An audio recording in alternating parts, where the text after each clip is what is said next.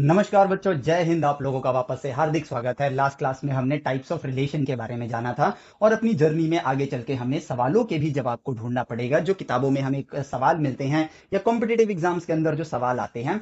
लेकिन इन चीजों के पीछे एक रिलेशन होता है, एक वे होता है, इसके पीछे भी एक राइट वे है कि हमें सवालों को किस तरह से सॉल्व करना चाहिए। उसके पीछे का जो राइट डायरेक्शन है, उसका जो एक्चुअल रिलेशन है, हमें वो समझना चाहिए, क्योंकि ये चैप्टर ही आपका रिलेशन का है। तो इसके अंदर इसको इंटीग्रेट करके अपने आगे आने वाले सारे सवालों के जवाब हम अगर राइट वे में निकालेंगे ना, तो हमारी जर्नी बहुत ही ज्यादा मजेदार होगी और क्वेश्चंस भी हमें ज्ञान ही प्राप्त करवाते हैं और ज्ञान प्राप्त करने के नए नए तरीके दिखाते हैं। बस हमें क्वेश्चंस को राइट वे में कैटेगराइज करना है और क्लासिफाई करना है ताकि हमारी जर्नी सुपर स्मूथ रहे। तो उस चीज के लिए ये वीडियो लेक्चर आप लोगों के लिए बहुत इंपॉर्टेंट हो जाता है, क्योंकि मेजोरिटी टाइम बच्चे क्वेश्चंस पे ज्यादा टाइम देते हैं, लेकिन हमें यह भी समझना होगा कि क्वेश्चंस पे कितना टाइम देना है और कब टाइम देना है। इस रिलेशन को भी हमें समझना होगा। और इस चीज को समझने के लिए ना, मैं इस लेक्चर की शुरुआत जो है एक स्टेटमेंट के साथ करूंगा, और वो ये है कि क्वेश्चंस, इस स्टेटमेंट का ही हम वेरिफिकेशन करेंगे और रिलेशन को समझेंगे कि questions are never, never ever, ठीक है, हार्ड। क्वेश्चंस कभी भी मुश्किल नहीं होते हैं। इस स्टेटमेंट के साथ हम लोग अपनी आगे की जर्नी इस वीडियो लेक्चर की शुरू करेंगे और समझेंगे। तो क्वेश्चंस कभी भी हार्ड नहीं होते हैं। और यहीं पर दिमाग में एक बात आती है कि क्वेश्चंस तो बहुत हार्ड बनाए जाते हैं जेईई मेंस और एडवांस के, बट उसके पीछे के लॉजिक को आज हम लोग डिकोड करने वाले हैं और समझते हैं। तो सबसे पहले हम एक सेट बनाते हैं। सेट ए बनाते हैं जो कि होगा हमारे क्या कहते हैं, क्वेश्चंस का सेट, कि क्वेश्चंस के टाइप कितने होते हैं। तो अपनी आम रोजमर्रा की जिंदगी के हिसाब से हम लोग सेट बनाएंगे। तो सेट ए जो है हमारे पास, वो है टाइप्स ऑफ क्वेश्चन का।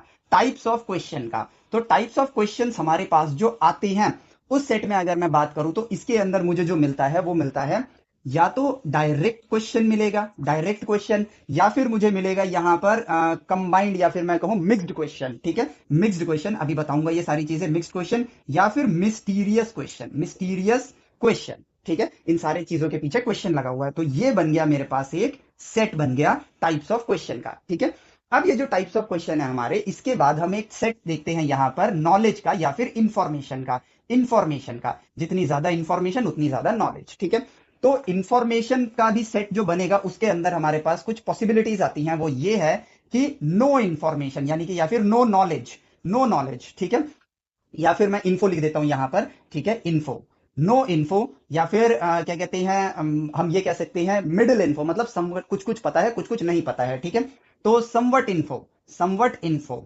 ठीक है, कुछ कुछ पता है, कुछ नहीं पता है, जैसे डेफिनेशन याद कर लिया, फॉर्मूले याद कर लिए, बस इतना पता है। ठीक है, तो और फिर आता है कंप्लीट इंफॉर्मेशन, कंप्लीट इंफॉर्मेशन, ये है हमारे पास। अब तीसरा आएगा category, category of question, category of question, category of question.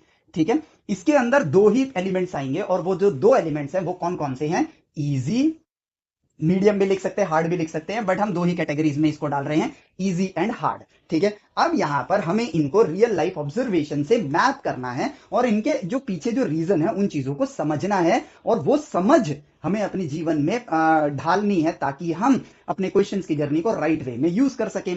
तो अब देखो, यदि सवाल डायरेक्ट सवाल क्या होता है, जैसे कि मैंने आपको कोई कॉन्सेप्ट समझाया या किसी ने भी कोई कॉन्सेप्ट समझाया, उस कॉन्सेप्ट पे डायरेक्ट क्वेश्चन आ जाए। ठीक है, जैसे कि हमने लिमिट का कॉन्सेप्ट सीखा और हमने वहां पर लिमिट के कॉन्सेप्ट से ढूंढा कि limit delta x approaches to zero, sine delta x upon में डेल्टा एक्स ये 1 होता है। ठीक है, ये हो गया जो हमने समझा। लेकिन मैं इसी को सवाल बना के दे दूं तो ये बन जाएगा डायरेक्ट क्वेश्चन। तो डायरेक्ट क्वेश्चन में जो कैटेगरी बनेगी वो सिंपली ये बनती है कि डायरेक्ट है, लेकिन हमारे पास उसकी कोई जानकारी नहीं है, मतलब हमने इसको भी नहीं सीखा है। ठीक है, तो वो क्वेश्चन हमारे लिए ऑब्वियसली क्या बन जाएगा, हार्ड बन जाएगा। ठीक है, डायरेक्ट क्वेश्चन है बट समवट इन्फो है। ठीक है, समवट इन्फो है हमारे पास। ठीक है, कि क्या पता हमें फॉर्मूला याद हो बट ज्ञान हमारे पास पूरा नहीं है, तो इस केस में यहां पर आपकी पॉसिबिलिटी होगी, यहां पर एक पॉसिबिलिटी निकल कर आएगी। ठीक है, पॉसिबिलिटी ये निकल कर आती है कि हो सकता है कि आपको वो वाला फॉर्मूला याद हो। कुछ केसेस में डायरेक्ट क्वेश्चन में कुछ कुछ फॉर्मूलेज याद रह जाएं, कुछ कुछ ना याद रह जाएं, तो इसमें यहां पे दोनों तरफ जाएगा, या तो इजी या हार्ड। अगर हमने रट्टा मार रखा है फॉर्मूले का तो डायरेक्ट है, इजी है, सॉल्व कर दिया, हो गया, ये बहुत इजी सा क्वेश्चन है, हमने 1 लिखा, हमें नंबर मिल गए। मान लो हम यही भूल गए, ठीक है, ये भूल गए हम लोग, तो ये अपने आप हार्ड बन जाएगा। तो यहां पे 2 पॉसिबिलिटीज निकल कर आ जाएंगी, या तो इजी होगा या हार्ड होगा। और अगर डायरेक्ट है और आपके पास कंप्लीट इंफॉर्मेशन है तो वो बाय डिफॉल्ट सिर्फ और सिर्फ इजी रहने वाला है। ठीक है, यही सेम मैपिंग यहाँ पर हर चीज के लिए होगी। इधर वो मिक्स्ड हो, मिक्स्ड का मतलब ये है कि हम यहां पर कहते हैं कि हम यहां पर एक क्या कहते हैं, क्वेश्चन के अंदर ही एक सिनेरियो डाल देते हैं। ठीक है, जैसे कि हमने एक क्वेश्चन ले लिया ट्रिग्नोमेट्री से, मतलब ट्रिग्नोमेट्री का एक क्वेश्चन बना लिया। ठीक है, और उसके बाद उसको सेट्स के साथ मर्ज कर दिया, सेट्स के साथ मर्ज कर दिया, तो वो क्या बन जाएगा हमारे लिए, इनडायरेक्ट क्वेश्चन। मतलब एक सवाल को सॉल्व करने के बाद जो उसका जवाब आएगा, वो जवाब जो है वो आपका अगला सवाल उससे क्रिएट होगा। फॉर एग्जाम्पल, जैसे कि मैं ये कहता हूं कि यहां पर सेट एस है, सेट एस है यहां पर, जो कि है यहां पे लेता हूं एक्स। ठीक है, x such that x is a solution of integration of x plus three d x equal to zero. ठीक है, इस तरह से मैंने यहां पर डाल दिया। अब देखो, अब ये जो क्वेश्चन है ना, ये मिक्स्ड क्वेश्चन है। फॉर एग्जांपल, इस सेट को ढूंढने के लिए पहले मुझे इस इंटीग्रेशन को सॉल्व करना पड़ेगा। इस इंटीग्रेशन से जो इक्वेशन आएगी, उस इक्वेशन को जब मैं जीरो के इक्वल पुट करूंगा तो उससे मुझे एक्स की वैल्यूज मिलेंगी, और जब मुझे एक्स की वैल्यूज मिलेंगी तो मैं सेट के अंदर जो एलिमेंट्स हैं एक्स के फॉर्म में, वो मैं लिख पाऊंगा। तो ये हो गए आपके मिक्स्ड क्वेश्चन। और यहां पर आपको इंफॉर्मेशन, अब ये लगेगा कि ये सेट्स का क्वेश्चन है, लेकिन यहां पर सिर्फ सेट्स का ज्ञान आपके लिए काम नहीं आएगा, आपको कैलकुलस का भी ज्ञान होना चाहिए। तो इस तरह के क्वेश्चन जो होते हैं वो मिक्स्ड कैटेगरी के क्वेश्चन होती हैं। इसमें भी वही चीज है, इंफॉर्मेशन है। ठीक है, तो यहां पर ये क्वेश्चन इंफॉर्मेशन नहीं है, सॉरी, तो क्वेश्चन हार्ड हो जाएगा। यहां पर मिक्स्ड के अंदर अगर आपके पास समवट इन्फो है, थोड़ी बहुत इन्फो है, तो यहां पर इसमें इजी और हार्ड होने की प्रोबेबिलिटी में, ठीक है, पहले केस में क्या था कि 50-50 प्रोबेबिलिटी थी, याद है तो लिख दिया, नहीं है तो नहीं लिखा डायरेक्ट वाले केस में। बट इस वाले केस में आपकी इजी होने की प्रोबेबिलिटी 20% हो जाएगी और हार्ड होने की प्रोबेबिलिटी 80% हो जाएगी, क्योंकि दो चीजें अगर रट के हम पढ़ने पेपर देने जा रहे हैं तो दो चीजें साइमल्टेनियसली याद रहें, इस केस में आपकी पॉसिबिलिटी कम हो जाती है। अगर दोनों चीज याद रहे तो इजी हो गया, और अगर दोनों में से कोई एक भी भूल गए तो ये क्वेश्चन ऑटोमेटिकली हार्ड वाली कैटेगरी में चला जाएगा। तो यहां पर मिक्स्ड वाले केस में अगर समवट है तो यहां पर जो मैपिंग होगी वो सेम यही वाली मैपिंग होगी। तो मैं अलग से यहां पे ये वायर कह रहा हूं, एरोज नहीं बना रहा हूं। तो वो इजी और हार्ड दोनों कैटेगरी में फॉल करेगा, बट इजी वाले के लिए 20%, 80% हो जाएगा, वो हार्ड वाली कैटेगरी में आ जाएगा। और फिर आते हैं हमारे पास मिक्स्ड का ही रह गया। और अगर आपके पास कंप्लीट इन्फो यानी इंटीग्रेशन का भी ज्ञान है, सेट्स का भी ज्ञान है, या फिर सिर्फ दो ही चैप्टर नहीं, कभी कभी 3 चैप्टर्स को भी मिक्स कर दिया जाता है, कभी कभी 4 चैप्टर को भी मिक्स किया जा सकता है। जैसे एडवांस वाले क्वेश्चन, वो हार्ड नहीं होते हैं, वो लेंदी होते हैं। ठीक है, वो हार्ड नहीं होते हैं, वो लेंदी होते हैं। तो मिक्स्ड वाले में अगर कंप्लीट इन्फो है तो ऑटोमेटिकली वो किसके साथ मैप होगा, इजी के साथ मैप होगा। और same goes with mysterious. But mysterious question की एक कैटेगरी होती है, और कैटेगरी नहीं होती है। मिस्टीरियस क्वेश्चन को हमें समझें तो मिस्टीरियस क्वेश्चन वो होते हैं जिनको आप लाइफ में पहली बार एनकाउंटर करते हो, और इसकी मैपिंग हम लोग यहां पर कुछ इस तरीके से करेंगे। ठीक है, अलग कलर से करेंगे। मिस्टीरियस क्वेश्चन वो होते हैं जिसके ज्ञान की भी इंफॉर्मेशन आपके पास नहीं है, आप पहली बार उसको एनकाउंटर कर रहे हो। ठीक है, और जब आप उसे एनकाउंटर कर रहे हो तो ऑब्वियसली वो नो इन्फो और समवट, या तो नो इन्फो में तो वो आएगा ही आएगा, मतलब अभी आपके पास इंफॉर्मेशन नहीं है। तो मिस्टीरियस जो क्वेश्चन होंगे वो नो इन्फो के साथ मैप होगा और समवट इन्फो के साथ मैप होगा। ठीक है, और इन दोनों केस में अगर नो इन्फो है तो वो बाय डिफॉल्ट एक हार्ड क्वेश्चन बन जाता है, और समवट इन्फो है, ठीक है, तो भी वो एक हार्ड बन जाता है, बट थोड़ा सा लेसर हार्ड बोलेंगे। मतलब जहां नो इन्फो में तो वो 100% हार्ड है, बट समवट इन्फो में वो हम कह सकते हैं कि भाई 50% हार्ड, 60% हार्ड, 70% हार्ड, डिपेंडिंग कितनी इंफॉर्मेशन आपके पास मौजूद है। जब आप इस मिस्टीरियस क्वेश्चन को सॉल्व करने से पहले मिस्टीरियस क्वेश्चन को प्रॉपरली एक कॉन्सेप्ट की तरह ऑब्जर्व किया जाएगा। जैसे हमें कॉन्सेप्ट सीखते हैं, चीजों को ऑब्जर्व करते हैं, ये टाइप के क्वेश्चन तो हम सीखने के बाद कर रहे हैं, बट ये क्वेश्चन हमें एक नई अपॉर्चुनिटी दे रहा है कि हम कुछ नया सीखें। तो अब हमें क्वेश्चन पे फोकस नहीं करना है, क्योंकि वो बाय डिफॉल्ट हार्ड है। क्वेश्चन पे फोकस नहीं करना है, बट क्वेश्चन की वजह से जो पॉइंट मुझे समझ आया, क्वेश्चन को एक बार ऑब्जर्व करना है, और जो पॉइंट मुझे समझ आया कि मुझे ये चीज करनी चाहिए, तो अब मुझे क्वेश्चन को साइड करना है, और जो चीज मुझे वहां पे उस क्वेश्चन को करने के लिए सीखना है, उस क्वेश्चन को करने के लिए जो मुझे सीखना है, मैं उसका ज्ञान लेना स्टार्ट करूंगा। और उसका ज्ञान जब मैं ले लूंगा, मेरी कॉन्सेप्ट में क्लैरिटी आ जाएगी, तो ये मिस्टीरियस क्वेश्चन या तो इधर डायरेक्ट बन जाएगा या इनडायरेक्ट होगा। हो सकता है ये मिस्टीरियस क्वेश्चन डायरेक्ट पार्ट हो, या फिर कई चीजों का मिक्सचर हो, तो मिक्स क्वेश्चन बन सकता है या डायरेक्ट क्वेश्चन बन सकता है। और फिर उसके बाद एल्गोरिदम इसी तरीके से आगे बढ़ेगा, यानी कि मैपिंग इसी तरीके से आगे बढ़ेगी।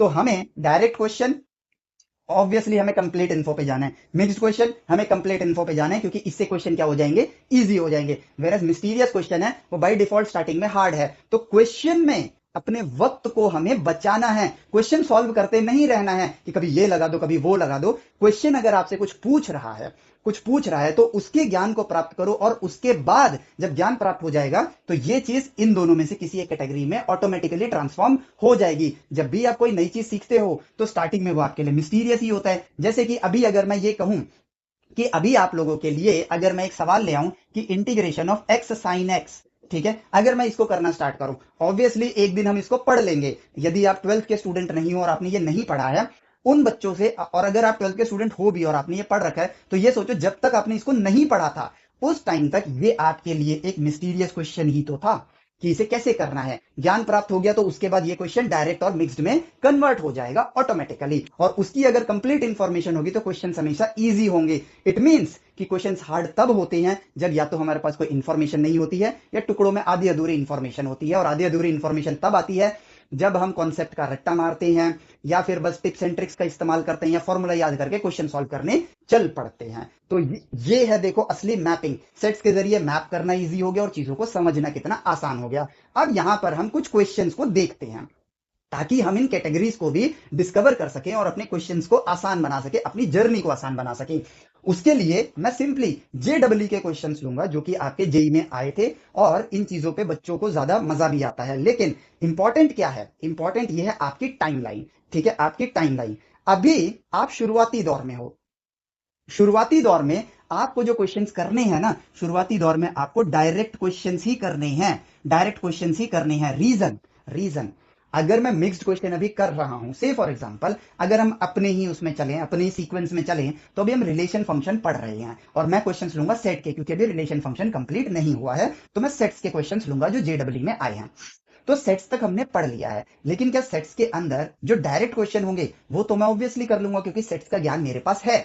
लेकिन अगर मुझे मिक्स्ड क्वेश्चन आते हैं, सोचो मिक्स्ड क्वेश्चन आते हैं, तो उस केस के अंदर मेरे पास अभी आगे का ज्ञान नहीं है, और यदि वो ज्ञान नहीं है तो ये क्वेश्चन करने से बच्चे क्या होते हैं, ये सोचते हैं, क्योंकि ये जब हम कोई भी ऐसे फॉर एग्जाम्पल अगर हम ऐसे कोई एक ऐप खोलेंगे उसमें क्वेश्चंस देखेंगे जेडब्ल्यू के पुराने क्वेश्चंस, तो ये सेट्स के कैटेगरी में ही लिखा हुआ मिलेगा।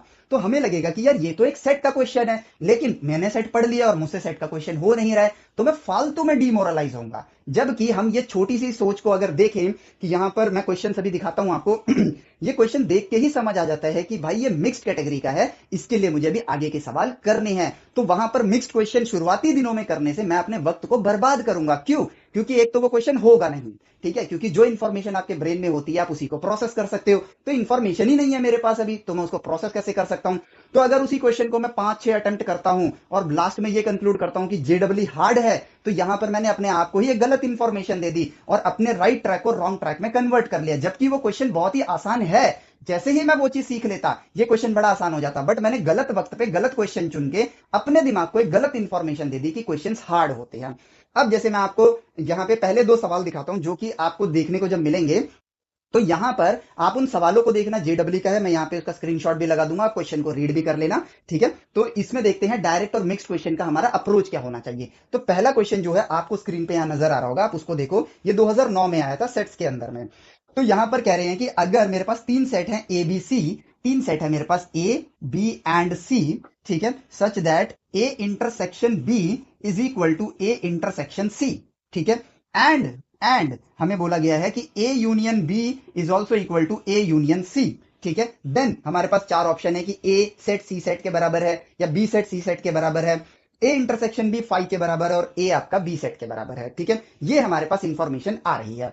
अब देखो क्वेश्चंस कुछ नहीं होते हैं, वो मात्र एक सिचुएशन होती है और ये आपके ज्ञान को चेक करने के लिए दिए जाते हैं कि भाई आपके पास जो ज्ञान है क्या आप उस ज्ञान का इस्तेमाल करके इस परिस्थिति को समझ सकते हो। यही होता है क्वेश्चंस का मतलब। और इसको जेन्युइन वे में देखा जाए तो यदि मैं टिप्स एंड ट्रिक्स के सहारे एक क्वेश्चन को सॉल्व करता हूं तो क्वेश्चन सॉल्व हो गया बट मेरी नॉलेज टेस्ट नहीं हुई। लेकिन यदि मैं नॉलेज के सहारे क्वेश्चन सॉल्व करता हूं तो मेरी नॉलेज भी टेस्ट हो गई, और यदि मैं क्वेश्चन कर पाया तो वेरीफाई हो गया कि मेरे पास ज्ञान है, और यदि नहीं कर पाया तो मुझे पता चल गया कि भाई ये क्वेश्चन मुश्किल नहीं है बल्कि मुझे ज्ञान प्राप्त करने की जरूरत है। इसी तरह से हम अपने आप को सेल्फ इवेल्युएट करते हैं और लाइफ में आगे बढ़ते हैं। लेकिन क्वेश्चन करना ही अगर हमारी प्रायोरिटी है और हम टिप्स एंड ट्रिक्स का इस्तेमाल करने लग गए तो यकीन मानो हम नॉलेज से बहुत दूर, कोसों दूर चले जाते हैं और बिना ज्ञान के किसी भी इंसान का नाम नहीं बन सकता है। ये एक परम सत्य है, इसको आपको हमेशा फॉलो करना है अपनी लाइफ में, क्योंकि क्वेश्चन सॉल्व करना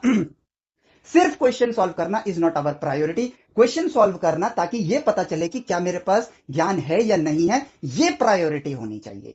अगर क्वेश्चन सॉल्व नहीं हो रहा है तो मेरे पास ज्ञान नहीं है, अगर क्वेश्चन सॉल्व हो रहा है तो मेरे पास ज्ञान है। अगर ज्ञान है तो आगे बढ़ूंगा, ज्ञान नहीं है तो पहले उस ज्ञान को प्राप्त करूंगा, इस सवाल के जवाब तक पहुंचूंगा और फिर आगे बढ़ूंगा। As simple as that. यही है राइट एल्गोरिदम क्वेश्चन को सॉल्व करने का। तो यदि अब मैं इस क्वेश्चन को देखूं, ठीक है, तो मैं इस क्वेश्चन को सॉल्व करने की जो अप्रोच लूं वो क्या लूं? ऑब्वियसली जो ज्ञान आपके पास आपने सीखा है सेट्स के अंदर, उसी का इस्तेमाल करोगे। तो ये कह रहा है कि ए इंटरसेक्शन बी, यदि मेरे पास दो सेट हैं तो ये वाला पार्ट जो है वो देखो कॉमन है, ठीक है, ये वाला पार्ट जो है कॉमन है। और ए इंटरसेक्शन बी जो है, और ए इंटरसेक्शन बी और ए इंटरसेक्शन सी इक्वल हैं, ठीक है। तो यहां पर मैं अगर इसी से ये कह दूं कि मैं सी सेट को इसके इक्वल बना देता हूं, ठीक है, तो नहीं। जब आप सवाल करोगे तो वहां पर भी ऑब्जर्वेशन करते रहो, ताकि आप आज सब कुछ सोचो, ताकि उस 3 घंटे के एग्जाम में आपको कुछ ना सोचना पड़े। तो मैं यहां पर पॉसिबिलिटीज को ऑब्जर्व करता हूं, क्योंकि ऑब्जर्वेशन करना ही तो हमें अपनी आदत में डालना है। तो मैं कहता हूं कि यहां से यहां तक तो सी सेट को मैं सेम टू सेम लेता हूं, ताकि इंटरसेक्शन सेम आ जाए, क्योंकि क्वेश्चन कह रहा है कि ए इंटरसेक्शन बी और ए इंटरसेक्शन सी सेम है। उसके बाद मैं इसके इसके कर्व को या तो बड़ा कर सकता हूं ऐसे। तो आप देखो, सेट ए का और सी का इंटरसेक्शन और बी का जो इंटरसेक्शन है वो एग्जैक्टली सेम है, वेरएज अभी बी और सी इक्वल नजर नहीं आ रहे हैं। और एक काम और कर सकता हूं कि मैं यहां से यहां तक सी का जो पार्ट है वो देखो सेम ले सकता हूं बी जितना, और इसके बाद सर्कल को छोटा बना देता हूं। तो दोनों पॉसिबिलिटीज आ गई कि यहाँ पे सी सेट और सी का जो इंटरसेक्शन है, ए और बी का जो इंटरसेक्शन है वो सेम है। और तीसरी पॉसिबिलिटी यही है कि वो बी के बराबर हो। तीनों पॉसिबिलिटीज हैं, बट क्योंकि मेरे पास अभी 3 पॉसिबिलिटी हैं, मैं ये नहीं कह सकता, अभी मैं कंक्लूड नहीं कर सकता हूं कि ए बी के बराबर है, ए सी के बराबर है, बी सी के बराबर है। अभी कुछ कंक्लूड नहीं किया जा सकता है। लेकिन हाँ, जो कंडीशन, जो वास्तविकता हमें परोसी गई है, उसी वास्तविकता को मैंने 3 सिचुएशन के साथ पोर्ट्रेट कर लिया है, ताकि मैं फर्दर ऑब्जर्व करूं। अब ये कह रहा है कि भाई ये तो मैंने कर लिया, इस सिचुएशन के हिसाब से मैंने अपने वेन डायग्राम को क्रिएट कर लिया। अब मैं यहां पे अगली सिचुएशन पे चलता हूं कि ए यूनियन बी और ए यूनियन सी भी सेम है। तो अब ए यूनियन बी को देखूं तो ए यूनियन बी तो मेरे पास ये वाला हिस्सा होगा, ये ब्लैक ब्लैक वाला जो मार्कर है ये वाला हिस्सा होगा। इसको मैं तिरछी लाइन से बनाता हूं, ये वाला हिस्सा होगा। अब अगर मैं ग्रीन लाइन को देखता हूं, सी सेट को देखता हूं, यदि ए यूनियन बी और ए यूनियन सी सेम है तो सी सेट के अंदर जो एलिमेंट है, अगर ग्रीन वाले सेट को मैं सी सेट मानता हूं, ठीक है, तो यहां पर क्लियरली दिख रहा है कि बी सेट उसके बाहर है। इस केस में वो इक्वल नहीं हो सकते हैं, ठीक है। तो इसका मतलब ये ग्रीन वाला सेट जो है, इसको मैं यहां पे इरेज कर देता हूं। ये सेट मेरा एग्जिस्ट नहीं करेगा। क्यों? क्योंकि सी के बाहर जो एलिमेंट है, इस इमेज के हिसाब से सी सेट के अंदर जो एलिमेंट है, अगर मैं उनका क्या बोलते हैं, ये करता हूं, यूनियन करता हूं, तो ए यूनियन सी और ए यूनियन बी इक्वल नहीं आएंगे, क्योंकि बी और सी के एलिमेंट मैच नहीं कर रहे हैं। कुछ एलिमेंट मैच कर रहे हैं बट कुछ एलिमेंट मैच नहीं कर रहे हैं। तो ग्रीन वाला तो भाई यहां पर हट गया। अब अगर मैं सी सेट को बड़ा वाला देखूं, बड़ा वाले सर्कल की तरह देखूं, तो यहां पर कुछ एलिमेंट सी में तो एग्जिस्ट करते हैं बट बी में एग्जिस्ट नहीं करते हैं। और क्योंकि ए यूनियन बी और ए यूनियन सी यहां पर इक्वल हैं, ये दोनों यहां पर इक्वल हैं, इसका मतलब कि जो बी के अंदर एलिमेंट मौजूद है वो सी के अंदर एलिमेंट मौजूद होने चाहिए। तो ये हो गया देखो सिंपली सॉल्व। ये हो गया सिंपली देखो कि ये भी एग्जिस्ट नहीं कर सकता है। इसका मतलब सी जो है वो बी के साथ कंप्लीटली ओवरलैप कर रहा है। 3 सिचुएशन में से 2 सिचुएशन एलिमिनेट हो गई जब हमने नेक्स्ट वास्तविकता को ऑब्जर्वेशन में डाला, और एक सिचुएशन यहां पर कोइंसाइड कर रही है, और वो ये है कि बी और सी सेट जो हैं वो एक दूसरे के साथ ओवरलैप कर रहे हैं। तो इसका मतलब बी सेट आपके सी सेट के बराबर है, और यहां पर ये ऑप्शन दिया हुआ है, ऑप्शन बी। क्वेश्चन यहां पर सॉल्व हो गया। ये तो मैं आपको इलेबोरेट कर रहा हूं, इसलिए वक्त लग रहा है, बट जब आप इस सवाल को कर रहे होगे तो इससे कम वक्त लगेगा, ठीक है। और यदि आपने ये सारी सोचने वाला काम एग्जाम से पहले कर लिया है तो एग्जाम में तो आप इसको झट से आंसर लगा कर आओगे, यानी कि आपका वक्त बहुत ज्यादा बचेगा। और यहां पर देखा जाए तो ये क्वेश्चन फॉल करता है डायरेक्ट क्वेश्चन के अंदर, क्योंकि यहां पर कुछ भी मिक्स्ड नहीं था। जो आपने सेट्स में ज्ञान लिया है, सेट्स के ज्ञान से डायरेक्ट क्वेश्चन यहां पर दिया गया है, तो ये आपका आ जाएगा डायरेक्ट क्वेश्चन, ठीक है। Formula based question direct question हो जाते हैं, या जिस चैप्टर का आपने ज्ञान लिया है उस चैप्टर पे बेस्ड अगर क्वेश्चन आ रहा है तो वो आपका डायरेक्ट क्वेश्चन में आ जाएगा। अब अगले एक सवाल पे चलते हैं हम लोग और इसको एक्सप्लोर करते हैं। देखो कितने आसान होते हैं जेई के क्वेश्चंस, बट ये तो एक ही है, बट इसका प्रूफ मैं आपको हर सवाल के साथ देता रहूंगा, ठीक है। अब आते हैं मिक्स्ड क्वेश्चन पे, जो कि आपका अगला क्वेश्चन है, आपको स्क्रीन पे नजर आ रहा होगा, मिक्स्ड क्वेश्चन, ठीक है, मिक्स्ड क्वेश्चन। अब देखो अगले सवाल को देखो। अब यहां पर अगला सवाल कहता है कि जो सेट एक्स है हमारे पास, जो सेट एक्स है हमारे पास, वो है 1 2 3 4 5, ठीक है। आपको यहां पर number of different ordered pairs बताने हैं वाई जेड के, ठीक है, दैट कैन फॉर्म, ठीक है। अब यहां पे बोला गया है नंबर, नंबर, ठीक है, नंबर ऑफ, ठीक है, यानी कि आपको काउंटिंग करनी है, ध्यान से सुनना, आपको काउंटिंग करनी है। नंबर ऑफ वाई जेड के ऑर्डर्ड पेयर बताने हैं आपको, और इसमें यह होना चाहिए कि y is a subset equal to x and z is also subset equal to x, ठीक है। एंड वाई इंटरसेक्शन जेड जो है वो मेरे पास 5 के बराबर है, यानी कि एम्प्टी है। क्वेश्चन आपने रीड कर ही लिया होगा अच्छे से। अब देखो, यहां पर आपके लिए बहुत इंपॉर्टेंट लेसन निकल कर आता है, ठीक है, और वो ये है कि इसको हम समझ सकते हैं, इसको हम समझ सकते हैं, इसको हम समझ सकते हैं, ठीक है। अब इन तीनों को यदि हमने समझ लिया, ठीक है, लेकिन यहां पर बात आती है ये चीज, ठीक है, हमें वाई जेड के पेयर्स बनाने हैं। बेसिकली हमें दो सेट्स यहां पर क्रिएट करने होंगे, एक सेट होगा वाई और एक सेट होगा जेड। ये वाई सेट है, ये जेड सेट है, और ये जो एलिमेंट्स हैं वो इसी में से लिए जाएंगे। तो अगर मैं यहां पर एक लेता हूं तो जेड के अंदर मैं 2 3 4 5 ही ले सकता हूं, या फिर अगर मैं 1 2 लेता हूं तो यहाँ पे 3 4 5 ही ले सकता हूं, और अगर यहाँ 3 लेता हूं तो यहाँ पे 4 5 ही ले सकता हूं, और यहाँ पे 4 लेता हूं तो यहाँ फिर 5 ही ले सकता हूं, और यहाँ 5 ले आता हूं तो यहाँ पे मेरे पास ये सेट खाली होना चाहिए, यानी एम्प्टी सेट होना चाहिए, और एक पॉसिबिलिटी कि यहाँ खाली रखूं तो यहाँ पर वो चीज आ जाए, ठीक है। तो अब जो ये प्रक्रिया हम कर रहे हैं, क्या ये आप खुद से पूछना, क्या काउंटिंग आपने अभी तक सीखी है, ठीक है, क्या काउंटिंग आपने अभी तक सीखी है कि यहाँ पे जो पॉसिबिलिटीज है वो तो बहुत सारी बन रही हैं, तो क्या इनको काउंट करना आपने सीखा है? तो जवाब आएगा नो, क्योंकि अभी हम अपनी जर्नी में चले तो हमने सेट्स पढ़ा है, और सेट्स में मैंने कहीं पर भी, अगर सेट्स चैप्टर की बात करूं तो कहीं पर भी मैंने अभी तक काउंटिंग नहीं करी है। मैंने यहां पर जो भी चीजें अभी तक सेट्स में पढ़ी है ना, उसमें कहीं पर भी काउंटिंग ऑफ पॉसिबिलिटीज मैंने यहां पर ऑब्जर्व नहीं किया है। तो यदि मैंने उसे ऑब्जर्व नहीं किया है तो क्या ये क्वेश्चन हार्ड है? ऑब्वियसली नो, लेकिन फर्स्ट टाइम ऑब्जर्व करने में एक ये टाइम लेगा। अभी मेरे लिए ये क्वेश्चन स्टैंड करेगा मिस्टीरियस में, एंड ये क्वेश्चन मिक्स्ड क्वेश्चन है। मिस्टीरियस क्यों? क्योंकि मैंने काउंटिंग जो है यहां पर मैं मिस्टीरियस बोल देता हूं, मिस्टीरियस। अभी ये मेरे लिए मिस्टीरियस क्वेश्चन है, क्योंकि काउंटिंग तो मैंने अभी पढ़ी ही नहीं है। फिर मैं अपने किताब के इंडेक्स को खोलूंगा और देखूंगा क्या काउंटिंग जैसी कोई चीज मेरे सिलेबस में एग्जिस्ट करती है अभी। तो जब मैं उसको देखूंगा तो समझ आएगा कि परम्यूटेशन एंड कॉम्बिनेशन काउंटिंग का ही चैप्टर है, और इसका मतलब ये है कि अभी ये मेरे लिए मिस्टीरियस है, लेकिन जैसे ही मैं परम्यूटेशन कॉम्बिनेशन को सीख लूंगा, तो जब मैं उसे सीख लूंगा तो ये मिस्टीरियस क्वेश्चन मेरे लिए कन्वर्ट हो जाएगा मिक्स्ड क्वेश्चन के अंदर, क्योंकि जब भी नंबर ऑफ आएगा यानी काउंटिंग आएगी, वहां पर मुझे permutation combination and binomial theorem का इस्तेमाल करना होगा। अब क्योंकि इस क्वेश्चन को करने के लिए मैंने इंटरनेट पे काफी जगह देखा, तो यहां पर ये बोलते हैं इसकी इतनी पॉसिबिलिटी है, इसकी इतनी पॉसिबिलिटी है, इसकी इतनी पॉसिबिलिटी है, तो ये 3 raised to the power 5 हो जाएगा।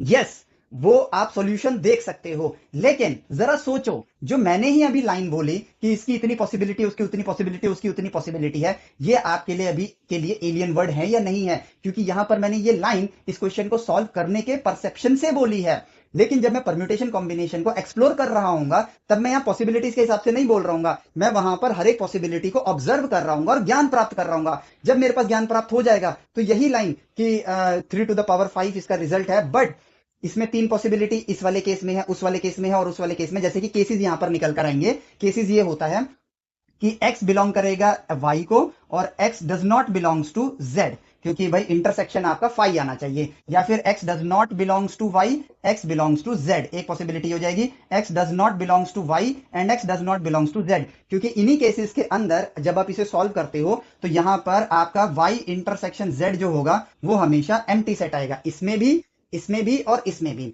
मैंने ये बोल दिया, अब ये तो सेट से जैसा मिलता जुलता लग रहा है, बट यहां पर टोटल 3 पॉसिबिलिटीज आ गई हैं, 3 possibilities, and 3 possibilities with 5 elements is 3 to the power 5। अब ये वाली लाइन आपके सर के ऊपर से गई, क्यों? क्योंकि हमने परम्यूटेशन कॉम्बिनेशन अभी पढ़ा नहीं है, तो ये क्वेश्चन हार्ड नहीं है। अब क्वेश्चन में तो मैं फटाफट लाइन बोलूंगा, लेकिन जब हम उस चीज को समझ रहे होंगे तो हम पूरी ऑब्जर्वेशन कर रहे होंगे, तो वहां पर हम इसको कि 3 पॉसिबिलिटी है, 5 एलिमेंट है, तो इसको 3 to the power 5 क्यों लिखना है, इसको हम खोजेंगे, वहां पर डिस्कवर करेंगे, और जब डिस्कवर हो जाएगा तो ये स्टेटमेंट आपके लिए एक अननोन या फिर एलियन स्टेटमेंट नहीं होगी। इस स्टेटमेंट का मीनिंगफुल स्टेटमेंट बनेगा आपके लिए, आपको समझ आएगा। और ये क्वेश्चन जो अभी के लिए मिस्टीरियस है इसलिए हार्ड है, ठीक है। जैसे ही परम्यूटेशन कॉम्बिनेशन पढ़ोगे ये मिक्स्ड क्वेश्चन बनेगा, और अगर वहां पे संपूर्ण ज्ञान लोगे, आधा अधूरा ज्ञान लोगे तो वो हार्ड रहेगा, लेकिन संपूर्ण ज्ञान लोगे तो ये क्वेश्चन ऑटोमेटिकली क्या बन जाएगा, एक इजी क्वेश्चन बन जाएगा, है कि नहीं है? देखो यही चीज होती है, क्योंकि यहां पर जो बात हमें समझनी है वो यही समझना है कि सवाल इसी क्रोनोलॉजी में रहते हैं। सवाल कभी मुश्किल नहीं होता है, सवालों को क्लासिफाई करना है हमें, और इसीलिए स्टेम वेदास एप्लीकेशन के अंदर मैं इन्हीं सेट्स में क्वेश्चंस को डालने वाला हूं। अब इस क्वेश्चन का सॉल्यूशन यदि मैं अभी आपको देता हूं, जो कि मैंने एक शॉर्ट वे में दे ही दिया है, और इंटरनेट पे इसी फॉर्म में आपको सॉल्यूशन मिलेगा भी, बट वहां पर मैं आपको खुल के चीजें बता ही नहीं सकता हूं। क्यों? क्योंकि मैं जो कुछ भी बोलूंगा मेरे मन में एक खटास रहेगी कि यार परम्यूटेशन कॉम्बिनेशन तो समझाया ही नहीं है। बेशक मेरी 10 में से 9 स्टेटमेंट आपको समझ आ जाए, लेकिन वो एक स्टेटमेंट भी जो परम्यूटेशन कॉम्बिनेशन के साथ जुड़ी हुई है, जो ऑब्जर्वेशन उसके साथ जुड़ी हुई है, जब तक वो मैं आपको सिखा नहीं देता हूं, ये क्वेश्चन का वो एक स्टेटमेंट ही काफी है इस क्वेश्चन को डिफिकल्ट बनाने के लिए, क्योंकि अभी मेरे पास संपूर्ण ज्ञान नहीं है और ये क्वेश्चन अभी मेरे लिए मिस्टीरियस है। जब इसकी मिस्ट्री सॉल्व हो जाएगी तो ये मिस्टीरियस क्वेश्चन डायरेक्ट सॉल्व नहीं होते, पहले उसकी मिस्ट्री सॉल्व होती है, फिर या तो वो डायरेक्ट बनता है या फिर आपका मिक्स क्वेश्चन बनता है, जिस भी कैटेगरी में आता है फिर उसे सॉल्व किया जाता है। और अब मैं उम्मीद करता हूं कि आपको क्वेश्चंस के पैटर्न्स समझ आ रहे होंगे। अब मैं आपको दिखाता हूं कि जेई के क्वेश्चंस कितने ही मुश्किल होते हैं, कुछ मुश्किल नहीं होते हैं। तो अब यहां पे मैं थर्ड क्वेश्चन दिखाता हूं। इस क्वेश्चन को तो ऑब्वियसली मैं अभी सॉल्व नहीं कर सकता हूं आपके साथ। ये क्वेश्चन एप्लीकेशन के अंदर मैं section by section, folder by folder सारी चीजें एक राइट ऑर्डर में अरेंज कर रहा हूं। तो यही क्वेश्चन सेट्स का परम्यूटेशन कॉम्बिनेशन के बाद आपको वहां देखने को मिलेगा। ठीक है, जो क्वेश्चंस अभी डलेंगे वो डायरेक्ट होंगे, जैसे जैसे हम आगे बढ़ते जाएंगे जो मर्ज्ड होंगे वो उसके सेक्शन में आपको मिलते जाएंगे, क्योंकि अभी एप्लीकेशन में मैं सारी चीजें डाल रहा हूं और वो राइट ऑर्डर में आपको मिलेगी। तो क्वेश्चन करने के लिए भी राइट ऑर्डर, राइट वे बहुत ज्यादा जरूरी है। हम क्वेश्चंस करके ही अपने आप को डिमोरलाइज कर लेते हैं और गलत इंफॉर्मेशन प्रदान कर देते हैं कि यार ये क्वेश्चन जो है मैंने तो पढ़ लिया है चैप्टर, पर क्वेश्चन तो हो नहीं रहे हैं। क्यों? क्योंकि वो तो मिक्स्ड थे या फिर मिस्टीरियस थे। इस वजह से हम एक गलती का शिकार हो जाते हैं, और गलती हमारे अंदर का फियर ऑफ मिसिंग आउट यानी फोमो बढ़ाती रहती है, और हम सोचते हैं कि यार दूसरे से आगे निकलने के लिए हमें टिप्स एंड ट्रिक्स का इस्तेमाल कर लेना चाहिए, और फिर पूरी की पूरी दिशा ही बदल जाती है। जहां आप एक वैज्ञानिक मानसिकता अपने अंदर पनपा सकते थे, डेवलप कर सकते थे, गणितज्ञ वाले जो शक्तियां हैं वो अपने अंदर ला सकते थे, बट एक रेस को जीतने के चक्कर में क्वेश्चन उससे हो गया, क्योंकि उसने ट्रिक का इस्तेमाल कर लिया तो आपने भी ट्रिक का इस्तेमाल करना शुरू कर दिया। उसने इंटरनेट से सवाल का जवाब ढूंढ के उस जवाब को कॉपी में लिख दिया और आपको लग रहा है कि उसने कर दिया है, और आप उससे रेस में आगे निकलने के लिए आप भी वही काम करने लगे, तो आपका इन्फ्लुएंस ही गलत हो गया है। और यहां पर मैं जोर दूंगा टीचिंग सेक्टर में मौजूद एजुकेटर्स को कि प्लीज टिप्स एंड ट्रिक्स से बच्चों को दूर रखो। टिप्स एंड ट्रिक्स के सहारे यदि हम पढ़ा भी रहे हैं और उनके नंबर ला के भी दे रहे हैं, जो कि वैसे भी बहुत कम बच्चों के ही आते हैं, जो कि अपने आप को कुर्बान कर देते हैं इन टिप्स एंड ट्रिक्स को रट्टा मारने के लिए, यानी कि जो एनर्जी राइट वर्क डन करने में यूज हो सकती थी वो रॉन्ग वर्क डन करने में यूज हो गई। और फिर जब हम इंजीनियर बनने जाते हैं ना, तो हमें डिग्री होल्डर बन के निकलते हैं, क्योंकि इंजीनियर तो वो चीज बनाता है जो आज तक किसी ने नहीं बनाई है, और हम वही मशीनें जो आज तक बन चुकी हैं उन्हीं मशीनों के ऑपरेटर बन के बाहर निकलते हैं, वर्कर बन के बाहर निकलते हैं। इट मीन्स इंजीनियरिंग तो हमने करी ही नहीं, हम एक डिप्लोमा होल्डर बन के बाहर निकल आए। इंजीनियर वो होता है जो वो खोजता है, वो बनाता है जो आज तक नहीं बनी है। इंजीनियरिंग का ये मतलब होता है, हमें एक ऐसा पुल बनाना है, जो पुल बन रहे हैं आज के टाइम पे, सिविल इंजीनियरिंग का एग्जांपल दे रहा हूं, ऐसा पुल जो 100 साल तक स्टैंड करता है। बट एक इंजीनियर, लोग लाखों लोग इंजीनियरिंग की डिग्री कर रहे हैं, जो ज्ञान दे चुका है ये इनोवेटर जिसने 100 साल की लेंथ, सॉरी लाइफ स्पैन वाला पुल बना दिया है, हमने वो सीख लिया और हम भी 100 साल वाले पुल ही बना रहे हैं, तो हम इंजीनियर नहीं है, हमने बस उसका ज्ञान कॉपी करना शुरू कर दिया है। बट अब अगर हम इंजीनियरिंग का सही वे में ज्ञान लें तो ये सोचे कि यार 100 साल तक अगर पुल बन रहा है तो 100 साल बाद तो ये टूट जाएगा, यानी रिस्क ऑफ लाइफ आएगी। क्यों ना मैं इंजीनियरिंग के अंदर घुसूं, ऑब्जर्वेशन करूं, रिसर्च करूं, और एक ऐसे पुल के लिए ऐसा मटेरियल डेवलप करूं अपनी रिसर्च के जरिए, अपनी ऑब्जर्वेशन के जरिए, अपनी मैथमेटिकल कम्युनिकेशन के जरिए, जिससे कि पुल 100 साल ना चल के 200 साल चलना स्टार्ट हो जाए, 300 साल तक चले, 500 साल तक चले, 1000 साल तक चले। सोचो, जिस पुल पे हमें हर 100 साल पे खर्चा करना पड़ेगा, यदि 500 साल तक उस पे खर्चा ना करना पड़े, तो 500 साल में जो ये 100 के 5 पार्ट आ रहे हैं, 5 बार का जो फंड बचेगा वो कहीं और पुल बनाने में काम आ सकता है। और इससे देश में जो कनेक्टिविटी है, जो इंफ्रास्ट्रक्चर है, वो कितनी तेजी से बढ़ेगा। सोच के देखो, यहां पर ज्ञान के जरिए पूरे नेशन में बदलाव ला सकते हो, लेकिन हम एक रैट रेस में फंस जाते हैं और अपना ही दुनिया की जिंदगी बदलने की काबिलियत है हम में, लेकिन हम अपनी जिंदगी को बर्बाद कर लेते हैं रैट रेस में फंस के। क्वेश्चंस आर ऑलवेज इजी, अगर नहीं हो रहा है तो ज्ञान नहीं है। ज्ञान को प्राप्त करो, क्वेश्चन अपने आप इजी हो जाएगा। देखो मैं आपको जेई का 2016 का क्वेश्चन दिखाता हूँ, ठीक है, ये सेट्स का क्वेश्चन है, और ऐसा नहीं है कि ये वाला इजी है बाकी वाले हार्ड होंगे, सारे क्वेश्चन इतने ही इजी आपको नजर आएंगे, क्वेश्चन कभी भी हार्ड नहीं होते हैं। अब देखो यहाँ पर एक क्वेश्चन है, ये है थर्ड क्वेश्चन, मैं आप लोगों को स्क्रीन पे दिखाता हूं, स्क्रीन पे देखो, f of x plus 2 times f of 1/x is equal to 3x is equal to 3x, ठीक है, एंड एक सेट S बनाया है such that x belongs to R, यहां पर R का मतलब है रियल नंबर, ठीक है, such that f of x आपका इक्वल है एफ ऑफ माइनस एक्स के बराबर, ठीक है, तो ये बन गया set, then set S is equal to, ठीक है, सेट इक्वल टू नहीं पूछा है इन्होंने, पूछा सेट एस के अंदर 2 एलिमेंट होंगे या 2 से ज्यादा एलिमेंट होंगे, या वो एम्प्टी सेट होगा, या उसमें सिर्फ एक एलिमेंट होगा, ठीक है, ये 4 ऑप्शंस आपको दिए हुए हैं।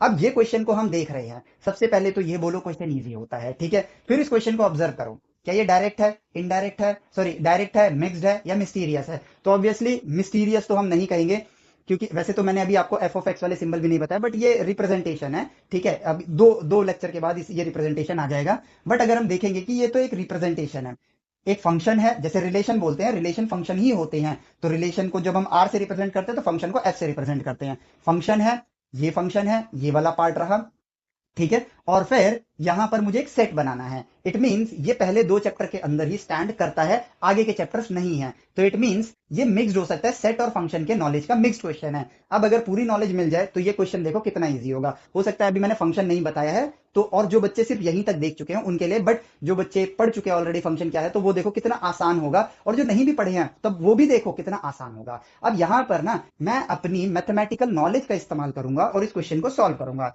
बात यह है कि मुझसे पूछा क्या गया है, मुझसे पूछा गया है एक्स के जो एलिमेंट है, सेट एस जो है वो एक्स है, जो कि रियल नंबर को बिलोंग करता है, और उसके वैल्यूज को मुझे फाइंड करना है इसकी मदद से फाइंड करना है, ठीक है, यानी कि F of x F of minus x के बराबर है, ठीक है, माइनस एक्स के बराबर है, माफ करना क्योंकि मैंने अभी फंक्शन नहीं पढ़ा है तो मेरे मन में हिचक आ रही है बार बार कि कहीं आपको ये वर्ड एलियन ना लग रहे हो, बट स्टिल स्टिल 2 लेक्चर के बाद हम फंक्शन को ही स्टार्ट करने वाले हैं तो वो चीज हो जाएगी। मैं सिर्फ आपको दिखाना चाह रहा हूं इस क्वेश्चन के माध्यम से कि जे के क्वेश्चन कितने आसान होते हैं, ठीक है, तो एफ ऑफ एक्स जो है वो इसके बराबर है, इनको जब मैं सॉल्व कर लूंगा तो उससे x की जो वैल्यू निकल कर आएगी, x की जो वैल्यू निकल कर आएगी वो सेट s के एलिमेंट होंगे, ठीक है, सवाल मुझसे ये कहना चाह रहा है, और ये फंक्शन के साथ एक जो रिलेशन है वो हमें दिया हुआ है, तो अब हम इसी का अगर प्रयोग करें तो F of x plus 2 times f of 1/x यदि 3 मल्टीप्लाई एक्स है, ठीक है, इसमें जो ये रिप्रेजेंटेशन होती है एफ ऑफ एक्स, इसमें ये जो पार्ट होता है ये इनपुट कहलाता है। चलो मैं थोड़ा सा आपको ज्ञान दे देता हूं ताकि आपके लिए ज्यादा मिस्टीरियस ना रहे, तो हम कहते हैं कि जब x का आप इनपुट डालोगे, मान लो x की वैल्यू ली मैंने 1, तो ये बन जाएगा एफ ऑफ 1, अब फंक्शन कुछ भी हो सकता है, मान लेते हैं साइन एक्स होगा, तो x की जगह यहां पर एफ ऑफ 1 साइन 1 हो जाएगा, एफ ऑफ 2 जो है वो साइन 2 हो जाएगा, इसकी जो वैल्यू होगी वो मेरे लिए y होगा, आउटपुट होगा y1 y2, ठीक है, वो आउटपुट होगा, एज सिंपल एज दैट, ठीक है, तो यदि मैं यहां पर इस चीज को देखूं तो मैं अपना इंटेलिजेंस यूज करता हूं जो मैंने अभी तक अपने अंदर डेवलप किया है, तो उस इंटेलिजेंस की मदद से मैं ये कह सकता हूं कि यदि मैं इनपुट को ही बदल दूं तो इनपुट हो जाएगा एफ ऑफ, मैं एक्स की जगह अभी मैंने क्या इनपुट दिया एक्स, ठीक है, तो अब मैं इनपुट देता हूं 1/x का, तो एफ ऑफ 1/x हो जाएगा, सेम फंक्शन में डालूं तो, और 2 टाइम्स एफ ऑफ 1/x है ना यहाँ पर, तो 1/x करूंगा तो ये x ऊपर आ जाएगा, तो ये एफ ऑफ एक्स बन जाएगा, और यहाँ पर x की जगह क्या आएगा 3 इंटू 1/x जो कि 3/x हो जाता है, ठीक है, और अब फिर आगे बुद्धिमत्ता का प्रयोग करते हैं और देखते हैं इस क्वेश्चन को, तो इस क्वेश्चन को अगर मैं देखूं, वैसे ये क्वेश्चन मुझे फंक्शन पढ़ाने के बाद कराना चाहिए था, बट कोई बात नहीं, आसान है क्योंकि अब देखो फंक्शन का कोई रोल नहीं है, बस वो सिंबल का यूज करना है हमें, ठीक है, तो ये एफ ऑफ एक्स है, ठीक है, ये रहा। अब अगर मैं इन दोनों को देखूं, एफ ऑफ एक्स है, एफ ऑफ एक्स है, एफ ऑफ 1/x है, एफ ऑफ 1/x है, अगर मैं इन दोनों को ऐड कर दूं, यदि मैं इन दोनों को ऐड कर दूं, जैसे हम लोग लीनियर इक्वेशन इन 2 वेरिएबल्स में किया करते थे, अगर मैं इनको ऐड कर दूं तो ये बन जाएगा 3 times f of x plus 2 F of x, 3 F of x हो गया, प्लस यहां पर आ जाएगा 2 प्लस 1 यानी कि 3 F of 1/x is equal to, इन दोनों को यहां पर हम क्या करते हैं ऐड कर देते हैं, बट ऐड करने से जब मैंने ऐड किया, मैंने एक अटेम्प्ट लिया, ठीक है, तो यहां पर इनको भी ऐड करता हूं, बट ऐड करने से अगेन मेरे पास जो चैलेंज आया वो ये आया कि अभी भी मेरे पास एफ ऑफ एक्स और F of one upon x है। इट मीन्स कि भाई इनमें से कोई एक चीज गायब कर दूं तो मेरे लिए बेनिफिट रहेगा। अगर मेरा F of one upon x गायब हो जाए तो मुझे सिर्फ एफ ऑफ एक्स मिलेगा, जो कि जिसकी मदद से मैं इस सेट को ढूंढ सकता हूं। तो मैंने इस एडिशन के अप्रोच को यहां पर एलिमिनेट कर दिया, हटा दिया। ये मैंने क्यों करके दिखाया, मुझे तो पता है कि मैं इसको सब्ट्रैक्ट करके डायरेक्ट आंसर निकाल सकता हूं। बट एज अ स्टूडेंट जब मैं कर रहा हूं तो मैं ऑब्वियसली अगर फर्स्ट टाइम कर रहा हूं तो मल्टीपल अप्रोच तो लूंगा ही। तो उस अप्रोच से हमें घबराना नहीं है, समझना है, सोचना है। सोचना सीखना ही असली पढ़ाई होती है। और जब हम सोचेंगे ये क्वेश्चन अपने आप आसान होता जाएगा। तो मैंने कहा कि यार यदि 2 times f of one upon x है और मैं इस इक्वेशन को अगर 2 से मल्टीप्लाई कर दूं दोनों साइड पे, तो ये बन जाएगा 2 times f of one upon x plus 2 times 2 is 4, 4 times f of x is equal to 6 upon में एक्स। अब अगर मैं इस इक्वेशन को इस इक्वेशन में से मान लेते हैं इक्वेशन 1 है, ये इक्वेशन 2 है, तो सेकंड इक्वेशन में से अगर फर्स्ट इक्वेशन को मैं सब्ट्रैक्ट कर दूं, यानी कि माइनस, इसको पहले लिख लेता हूं, 2 f of 1 अपॉन एक्स, ये भी माइनस हो जाएगा, minus f of x is equal to -3x आएगा मेरे पास। तो ये दोनों तो देखो प्लस माइनस है और एलिमिनेट हो गए। और ये वाला ज्ञान तो मैंने 8वीं 9वीं 10वीं के अंदर बहुत सारे क्वेश्चंस कर करके ले चुका हूं मैं ऑलरेडी। अब 4 - 1 is 3 times f of x is equal to 6 upon x minus 3x। अब इसमें से मैं 3 कॉमन ले लूंगा तो यहां 2 आ जाएगा और यहां 1 आ जाएगा और यहां पर 3 कॉमन होगा, 3 से 3 एलिमिनेट हो जाएगा। तो मेरे पास एफ ऑफ एक्स निकल कर आ गया, जो कि है 2 अपॉन एक्स माइनस एक्स। देखो क्वेश्चन हो गया। ठीक है, अब यहां पर जब मेरे पास एफ ऑफ एक्स आ गया है तो ये क्वेश्चन देखो अब कितना ही मुश्किल रह गया है। और वो क्वेश्चन बस इतना ही मुश्किल है जितना मुश्किल यहां पर जितना ये क्वेश्चन अब कितना आसान हो गया। एफ ऑफ एक्स इसके बराबर है तो एफ ऑफ माइनस एक्स इसके बराबर होगा। एफ ऑफ एक्स मैं लिख लेता हूं जो कि है 2 अपॉन एक्स माइनस एक्स। ये किसके इक्वल है, एफ ऑफ माइनस एक्स के। इनपुट बदल दिया तो जो फंक्शन है इसमें इनपुट क्या आएगा, equal to 2 upon minus x आएगा, माइनस माइनस एक्स आएगा। और अब मुझे क्या करना है, क्योंकि ये दोनों इक्वल हैं, एक्स के लिए सॉल्व कर देता हूं क्योंकि यहां पर तो एक ही वेरिएबल नजर आ रहा है मुझे। तो 2 upon x minus x is equal to -2 upon x plus x. तो एक्स को इधर ले जाते हैं, इसको इधर ले जाते हैं, तो ये -2 इधर हो जाएगा, ये हो जाएगा आपके लिए 4 upon x is equal to 2x हो जाएगा। ये माइनस एक्स इधर जाएगा, प्लस एक्स बन जाएगा। इसको इसको काटेंगे तो यहां पर आया 2 upon x is equal to x. अब इस x को यहां ले जाते हैं तो x square is equal to 2, then x is equal to plus minus under root 2। यानी x का जो सेट बना वो बना एक तो -√2 और दूसरा बना +√2। यानी कि इस सेट के अंदर कितने एलिमेंट है, 2 एलिमेंट है। और ये क्वेश्चन सॉल्व हो गया। इसको भी आप मिक्स क्वेश्चन कह सकते हो। एलजेब्रा का जो ज्ञान आपने यहाँ इस्तेमाल किया वो आपने 8वीं 9वीं 10वीं में लिया था। फंक्शन से इसको रिप्रेजेंट कर दिया बस, ठीक है, और सेट के फॉर्म में इसको डाल दिया। बट कंप्लीट इंफॉर्मेशन, ठीक है, फंक्शन की इंफॉर्मेशन, प्रीवियस ज्ञान जब वो एलजेब्रा को हम सॉल्व करते हैं उसकी इंफॉर्मेशन और सेट की इंफॉर्मेशन, संपूर्ण इंफॉर्मेशन थी। ये क्वेश्चन कितनी आसानी से सॉल्व हो गया। और इसमें मेरा ऑप्शन बन जाएगा कंटेन्स एग्जैक्टली 2 एलिमेंट्स, और 3 का आंसर यहां पर ए ही है। क्वेश्चन यहां पर डन हो गया। ठीक है, आसानी से हो गया। अब मैं आप लोगों को एक लास्ट क्वेश्चन दिखाता हूं और वो क्वेश्चन आपको डिफाइन करेगा एक मिस्टीरियस क्वेश्चन को। ठीक है, मिस्टीरियस क्वेश्चन को। और मैं आपको एग्जामिनेशन के पॉइंट ऑफ व्यू से भी एक चीज बता देता हूं कि एग्जामिनेशन पॉइंट ऑफ व्यू से आपके direct question, direct, mixed and mysterious, mysterious, ठीक है, इसके आने की जो प्रोबेबिलिटी है, मिस्टीरियस क्वेश्चन के आने की जो प्रोबेबिलिटी है, ठीक है, परसेंटेज में अगर बात करूं 0.000000001% की है, यानी नेक्स्ट टू जीरो। बहुत रेयर चांस है कि शायद 10 साल में कोई एक क्वेश्चन आ जाए गलती से। ठीक है, मिक्स्ड क्वेश्चन आने की जो पॉसिबिलिटी है, ठीक है, वो 70 to 90% रहती है। डिपेंड करता है कि एग्जामिनर बदलते रहते हैं ना, एग्जाम जो क्वेश्चन क्रिएट कर रहे होते हैं वो इंसान बदलते रहते हैं। वैसे वो प्रीवियस क्वेश्चन में थोड़े मॉडिफिकेशन करके आपको नया बना के दे देते हैं। तो यहाँ पे जो पॉसिबिलिटी बन जाती है ऑब्वियसली वो बन जाती है यहाँ पे 30 और 10। ठीक है, 10 to 30%, 10 to 30%। ठीक है, तो जिस साल ये 90% होता है और ये 10% होता है उस साल कहते हैं लोग कि एग्जाम ज्यादा टफ है। जिस साल ये 30% होता है, ये 70% होता है, उस साल कहते हैं कि ये, अब ये पॉइंट में आएगा क्योंकि इसको भी तो सब्ट्रैक्ट करना होता है, बट ये नेक्स्ट टू जीरो है तो हमने इसको 70-30 ही रख लिया है। तो इस वजह से आपको जब क्वेश्चन करना है, क्वेश्चन हार्ड नहीं है, JEE Mains JEE Advanced hard नहीं है। ठीक है, बस यहाँ पर मिक्स्ड कैटेगरी के क्वेश्चन आते हैं और क्योंकि हमने रट्टा मारा होता है, टिप्स एंड ट्रिक्स का इस्तेमाल किया होता है, संपूर्ण ज्ञान नहीं होता है। जब संपूर्ण ज्ञान नहीं होगा तो ऑटोमेटिकली ये क्वेश्चंस क्या बन जाएंगे, हार्ड क्वेश्चंस बन जाएंगे, हार्ड क्वेश्चंस बन जाएंगे, एज सिंपल एज दैट। अब यहां पर एक ऐसा क्वेश्चन भी आया हुआ है जेई के अंदर और वही क्वेश्चन मैं आप लोगों को दिखाता हूं और इस क्वेश्चन को आने के बाद हमारा अप्रोच क्या होता है। और ये क्वेश्चन आ भी गया, लेकिन ये क्यों लोगों के लिए टफ बन गया, क्योंकि जो इस क्वेश्चन के अंदर पूछा गया है ना, उसके सॉल्यूशन इंटरनेट पे दिए हुए हैं और इसमें मॉड्यूलो मॉड्यूलो करके नाम लिया जाता है, बट ये तो हमारे एंटायर नर्सरी से लेकर 12th तक के सिलेबस में हमने कभी पढ़ा ही नहीं है। और जो चीज हमने पढ़ी ही नहीं है, अब पेपर के टाइम पर ये क्वेश्चन कभी कभार 10 साल में एक बार ऐसी किसी का मन करता है वो डाल देता है, ताकि भाई बच्चा इस पे या तो टाइम वेस्ट करेगा या आगे बढ़ जाएगा। कुछ लोग उस पे टाइम ज्यादा दे देते हैं, जिसकी वजह से दूसरे क्वेश्चंस में टाइम कम हो जाता है, और टाइम कम होने की वजह से इजी क्वेश्चन भी मेंटली हमें हार्ड लगना स्टार्ट हो जाते हैं। तो लेकिन इस टाइप के क्वेश्चन यदि हमारे पास एग्जाम में नहीं, एग्जाम में अगर कोई मिस्टीरियस क्वेश्चन आ गया, ऑब्वियसली जिस मिस्ट्री को आप सॉल्व कर चुके हो वो तो मिस्टीरियस नहीं है, बट मिस्टीरियस का मतलब क्या है कि आपको उसकी कोई जानकारी ही नहीं है, उस क्वेश्चन को वहीं छोड़ दो, क्योंकि वहां पे आप टाइम ही दोगे उसे, क्योंकि ऐसे क्वेश्चन को सॉल्व करने में वक्त लगता है, क्योंकि आपको पहले मिस्ट्री सॉल्व करनी है, यानी कि आपको प्रॉपर ऑब्जर्वेशन करनी है, और इसके आने की पॉसिबिलिटी नेक्स्ट टू जीरो ही है। ठीक है, तो कभी बाई लक आपकी किस्मत में वो क्वेश्चन आया, जस्ट इग्नोर इट। बट जब आप पढ़ रहे हो तो इस क्वेश्चन को एज एन अपॉर्चुनिटी लो, राइट वे ऑफ एजुकेशन में अपने आप को ट्रेन करने के लिए। तो वो क्वेश्चन मैं आपको दिखाता हूं। वो क्वेश्चन है आपके पास, ये रहा 6 नंबर का क्वेश्चन है। ठीक है, the number of elements in the set. ठीक है, ऑब्वियसली यहां पे नंबर आ गया। ठीक है, नंबर आ गया है तो काउंटिंग करनी पड़ेगी। ठीक है, तो ये मिक्स्ड है, बट इसने जो पूछा है उसको देखने के बाद अब ये अभी मेरे लिए प्योर मिस्टीरियस बन जाएगा, क्योंकि ये तो मैं किताब के अगर इंडेक्स खोल के देखूंगा तो किसी भी चैप्टर के अंदर मैं ये पढ़ने वाला ही नहीं हूं, क्योंकि यहां पर एक सेट बनाया गया है, मान लेते हैं वो ए सेट है।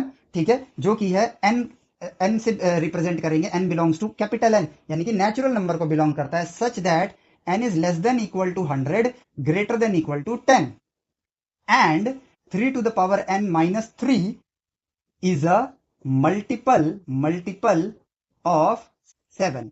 तो ये देखो हमारे पास इंफॉर्मेशन आ गई है। ठीक है, अब देखो यहां पर जो चीज है, सेट के अंदर हम किसी भी टाइप का क्वेश्चन डाल सकते हैं, उसके रिजल्ट का ही सेट बनाना है। तो सेट चैप्टर को अगर हम इतने क्वेश्चन जो हमने ऑब्जर्व किए इसके मद्देनजर अगर हम देखें, तो हमें एक बात समझ आती है कि सेट के साथ किसी भी चैप्टर को जोड़ा जा सकता है। किसी भी चैप्टर के सॉल्यूशन का सेट बनाने को बोल दो, यानी कि क्वेश्चन दे दो किसी और चैप्टर का, डाल दो उसे सेट के अंदर। ठीक है, तो कुछ भी डाला जा सकता है। मैट्रिक्स को सॉल्व करना है, मैट्रिक्स के जो रिजल्ट आ रहा है उसका सेट बना दो। ठीक है, ट्रिग्नोमेट्री सॉल्व करा दो, ट्रिग्नोमेट्री में जो रिजल्ट आ रहा है, जो एक्स की वैल्यू आ रही है, वाई की वैल्यू आ रही है, उसका सेट बना दो। कैलकुलस में कोई इक्वेशन दे दो, उसको सॉल्व करवा दो, उसका जो सोल्यूशन आ रहा है उसका सेट बना दो। तो सेट के अंदर आप किसी भी चैप्टर को मर्ज कर सकते हो। ठीक है, अब देखो, अब इस सवाल पे अगर हम चलते हैं, तो 3 to the power n minus 3, तो जितना ज्ञान हमारे पास है उसके हिसाब से अगर हम बात करें, तो 3 to the power n minus 3 is a multiple of 7, is a multiple of 7, यानी कि 7 में कोई लेमडा, कोई नंबर मल्टीप्लाई होगा, ये इसके बराबर है। तो ये एन की किन किन वैल्यू पर इसके बराबर आएगा, मुझे उन नंबर्स का सेट यहां पर लिखना है। और यदि मैं अपने इतिहास को देखूं, तो मैंने ऐसी कोई भी चीज स्टडी नहीं करी है, मैंने ऐसी कोई भी चीज स्टडी नहीं करी है। अलग से किसी बच्चे ने अगर पढ़ लिया हो तो वो अलग बात है, बट हमारे एंटायर सिलेबस में ये कभी नहीं आया है। और भविष्य के सिलेबस को देखूं, यदि मैं 11वीं में हूं, ठीक है, और मैं आगे के सिलेबस को देख रहा हूं, तो मैं यहां पर ये कहूंगा कि यार आगे भी ये मुझे कहीं नजर नहीं आ रहा है कि इस तरह की मैं कोई पढ़ाई करने वाला हूं, तो इसका मतलब ये मेरे लिए एक मिस्टीरियस क्वेश्चन है। तो इस वक्त मैं क्वेश्चन पे ध्यान ना देके इस तरह के पार्ट पर, इस तरह की सिचुएशन को ऑब्जर्व करूं, एनालाइज करूं। एग्जाम में तो बिल्कुल नहीं करना है, क्योंकि वहां पे इतना टाइम नहीं है, क्योंकि इसकी ऑब्जर्वेशन में हो सकता है 1 घंटा, 2 घंटा, 3 घंटा, 4 घंटा, 5 घंटा निकल जाए। लेकिन इसको मैं अपॉर्चुनिटी ले सकता हूं कि मैथ का एक नया ज्ञान प्राप्त करूंगा मैं। लेकिन एग्जाम में इस क्वेश्चन को मैं डायरेक्टली स्किप करूंगा, और ये एक rarest of the rarest moment होगा कि इस तरह का क्वेश्चन मेरे लिए एग्जाम में आएगा। तो इस चीज की भी चिंता करने की मुझे ज्यादा जरूरत नहीं है, क्योंकि यदि ये आ भी गया तो ये सिर्फ आपके लिए अनसॉल्वेबल नहीं होगा, ये सबके लिए अनसॉल्वेबल होगा। क्योंकि मिस्टीरियस क्वेश्चन में जब तक कोई इंसान उसकी मिस्ट्री नहीं खोज लेता है, तब तक वो उसके लिए अनसॉल्वेबल ही रहेगा। तो ये क्वेश्चन मान के चलो कि एग्जाम के अंदर 70 क्वेश्चन आ रहे हैं, और एक मिस्टीरियस क्वेश्चन ऐसा दे दिया है जो आपके एंटायर सिलेबस में कहीं एग्जिस्ट नहीं करता है। ठीक है, इस क्वेश्चन में आंसर आने के किसी एक बच्चे का जो सही होगा ना, जिन बच्चों का ये आंसर सही होगा, वो बच्चे पता है कौन होंगे, जो एग्जाम के लिए सीरियस ही नहीं होंगे। क्यों? क्योंकि वो तुक्का मार के आएंगे, और किसी किसी का तो तुक्का लगेगा ही। ठीक है, और जो सीरियस नहीं है उनके नंबर वैसे ही कम आने वाले हैं। तुक्का मार के शायद किसी का ये लकीली सही हो जाए, तुक्का बैठ जाए। ठीक है, वही चीज इसमें हो सकती है। लेकिन इस क्वेश्चन को हम एज अ अपॉर्चुनिटी लेंगे और यहां पर इन चीजों को सीखेंगे। अब क्योंकि ये क्वेश्चन में हमें इस मिस्ट्री को सॉल्व करना है, तो ये डिजर्व करता है एक सेपरेट वीडियो, क्योंकि इसके अंदर बताऊंगा तो इस वीडियो की लेंथ लंबी हो जाएगी। बट आपको जो मैं समझाना चाहता था, क्वेश्चंस की कैटेगरी, ये आपके लिए इंपॉर्टेंट है। इट्स एन मिस्टीरियस क्वेश्चन, जो कि हमारे एंटायर सिलेबस में पास्ट में भी नहीं था, फ्यूचर के सिलेबस पे भी हमने एक नजर डाली तो हमें वहां पर भी ये नजर नहीं आया। ठीक है, तो इसलिए यहाँ पर यदि आप देखोगे तो जेई मेंस, जेई एडवांस, जब हम इनके क्वेश्चंस करेंगे और राइट कैटेगरी के हिसाब से उनको क्लासिफाई करके जब मैं इन्हें ऐप में डालूंगा ना, आपको नजर आएगा कि राइट सीक्वेंस में जब हम पढ़ रहे हैं ना, क्वेश्चन दो ही चीज हो सकती है, ये लास्ट इंपॉर्टेंट सबसे बड़ा पॉइंट, क्वेश्चन कभी भी हार्ड नहीं होता है। वो हार्ड कब होता है, उसकी सिचुएशन हमें पता है। नो इन्फॉर्मेशन और समवट इन्फॉर्मेशन में क्वेश्चन हार्ड रहेगा, बट अगर हम कंप्लीट इन्फॉर्मेशन ले लेंगे वो क्वेश्चन इजी हो जाएगा। और इजी क्वेश्चन के अंदर दो सब कैटेगरीज आती हैं, स्मॉल, तीन कैटेगरी, मीडियम और लेंदी, मीडियम और लेंदी। ठीक है, यानी कि क्वेश्चन सॉल्व करने में लेंथ में बहुत छोटा है, लेंथ में थोड़ा मीडियम है और लेंथ में बहुत लंबा है। बस हार्ड नहीं है, लंबा है। ठीक है, हार्ड नहीं है बट वो लेंथ में लंबा है, तो यहाँ पे थकान होने के चांसेस बढ़ जाते हैं बस, वरना क्वेश्चन हमेशा इजी होते हैं। और जो हार्ड है उसमें स्मॉल और मीडियम और लेंदी हो, क्या ही फर्क पड़ता है, वो तो हार्ड है हमारे लिए, तो इसके अंदर सब कैटेगरी को देखने की जरूरत नहीं है। अब आप देखो, इस वीडियो लेक्चर के माध्यम से एक चीज आपको और समझ आ रही होगी, और प्रीवियस कुछ वीडियो लेक्चर्स भी देखोगे तो आपको एक बात समझ आ रही होगी कि जो विज्ञान हम पढ़ रहे हैं, जो गणित हम पढ़ रहे हैं ना, उसको हम लोग पढ़ने के साथ साथ अपनी लाइफ में भी इंप्लीमेंट करते जा रहे हैं। अपने प्रॉब्लम्स को प्रॉब्लम ना मान के उनको क्लासिफाई करते जा रहे हैं और चीजों को राइट ऑर्डर में मैनेज करना भी सीख रहे हैं। तो जो ज्ञान आपको आज मिल रहा है उसको अपनी लाइफ में इंप्लीमेंट करना शुरू कर दो। इसी से आप एक सेल्फ डिपेंडेंट और एक सेल्फ लर्नर बनोगे, जो कि एक ऐसी जर्नी पर आगे बढ़ेगा भविष्य में, जो इंडिया का नाम और खुद का नाम रोशन करेगा और इंडिया को वो इनोवेशन ला के देगा जिसकी वजह से वर्ल्ड इंडिया पे डिपेंड करेगा। वो इंसान तो कामयाब होगा ही होगा, साथ ही साथ पूरे नेशन के अंदर जितने लोग मौजूद है उनकी लाइफ को भी इवॉल्व करेगा। हम इस रास्ते पे खुद ब खुद बढ़ सकते हैं, हमें सिर्फ सीखना है कि सीखते कैसे हैं। रेस्ट एवरीथिंग इज इजी, कुछ भी इस दुनिया में मुश्किल नहीं है, तो वो काम हम खुद कर सकते हैं। हमें सिर्फ सोचना है, राइट वे ऑफ एजुकेशन में पढ़ना है और अपने टाइम को सही से यूटिलाइज करना है, क्योंकि मनी से भी ज्यादा कीमती अगर कोई चीज आपके पास अवेलेबल है, जो इतनी कीमती है कि आप उसे खरीद नहीं सकते हो, लेकिन स्टिल आपके पास फ्री में अवेलेबल है, और वो पता है क्या है, वक्त, टाइम। ठीक है, ये दुनिया की सबसे कीमती चीज इसलिए है क्योंकि दुनिया की सारी दौलत मिला के भी आप एक पल नहीं खरीद सकते हो, लेकिन जब से आप पैदा हुए हो आपको ये गिफ्ट के फॉर्म में ये सबसे कीमती चीज मिली है, और ये आपका एक टाइम स्पैन है। जिस दिन इस टाइम की आपने कीमत नहीं करी, आप एक भेड़ चाल में पैदा हुए हो, लाइफ को मैट्रिक्स के अनुसार फॉलो करते करते पैदा हुए, जिए, मर गए, लेकिन इस टाइम की कीमत को यदि आपने समझा और इसकी कीमत को उसकी वैल्यू दी, तो ये टाइम आपकी लाइफ को एंड होने से पहले पहले आपकी कीमत को इतना ऊंचा कर देगा, आपके वर्चस्व को इतना बढ़ा देगा, आपके नाम को इतना बढ़ा देगा, और ये गिफ्ट सिर्फ आपको ही नहीं देगा, आपकी वजह से पूरे एंटायर ह्यूमैनिटी को भी इवॉल्व कराएगा। ह्यूमैनिटी इसी तरह आगे बढ़ी है इस दुनिया में, हर इंसान कोई योगदान नहीं दे रहा ह्यूमैनिटी को आगे बढ़ाने के लिए, वो कामयाब इंसान जो अपने सपने पूरे करने जाते हैं और पूरी ह्यूमैनिटी को इवॉल्व कर बैठते हैं। आइंस्टाइन, जिन्होंने अपने थॉट्स को बस नर्चर करने की कोशिश करी और पूरी दुनिया को रिलेटिविटी की समझ आई, ठीक है, जो कि समझ अभी भी सबको पूरी तरह नहीं आई है, बट आज दुनिया पहले के मुकाबले, जहां जो टाइम का परसेप्शन पहले था और अब है, उसमें परिवर्तन आ गया है। आज उन्हीं कॉन्सेप्ट्स की मदद से इंसान लार्ज हाइड्रोन कोलाइडर के अंदर गॉड पार्टिकल को ढूंढ रहा है, क्योंकि रिलेटिविटी की साइंस हमें पता है। उसी रिलेटिविटी साइंस की मदद से आज जीपीएस सिस्टम काम कर रहे हैं, जहां पे क्लॉक को राइट वे में सिंक्रोनाइज किया जाता है। यदि आइंस्टाइन ना होते ना, तो जीपीएस कभी भी आपको सही डेटा नहीं दे पाता। अगर आर्किमिडीज ना होते, यूलर ना होते, इन तरह के गणितज्ञ ना होते, तो भी जीपीएस सिस्टम ना बन पाता। क्यों? क्योंकि वो सर्कल के कॉन्सेप्ट पे काम करता है।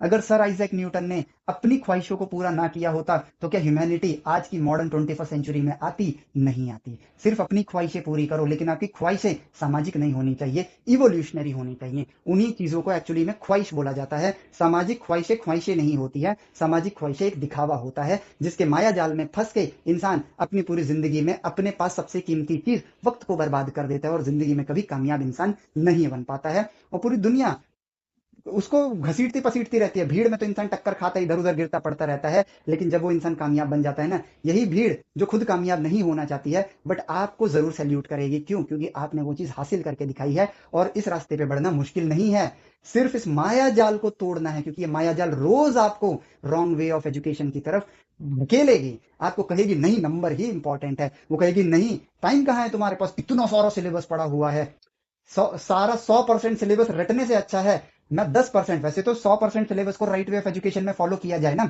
मैं एक राइट बात बताना चाहता हूँ, 100% एजुकेशन को अगर राइट वे के फॉर्म में अगर परस्यू किया जाए, तो जो सिलेबस 11 12 का 2 साल में है ना, वो आप 1 साल में खत्म कर सकते हो, और 1 साल पूरा क्वेश्चंस को डेडिकेट कर सकते हो।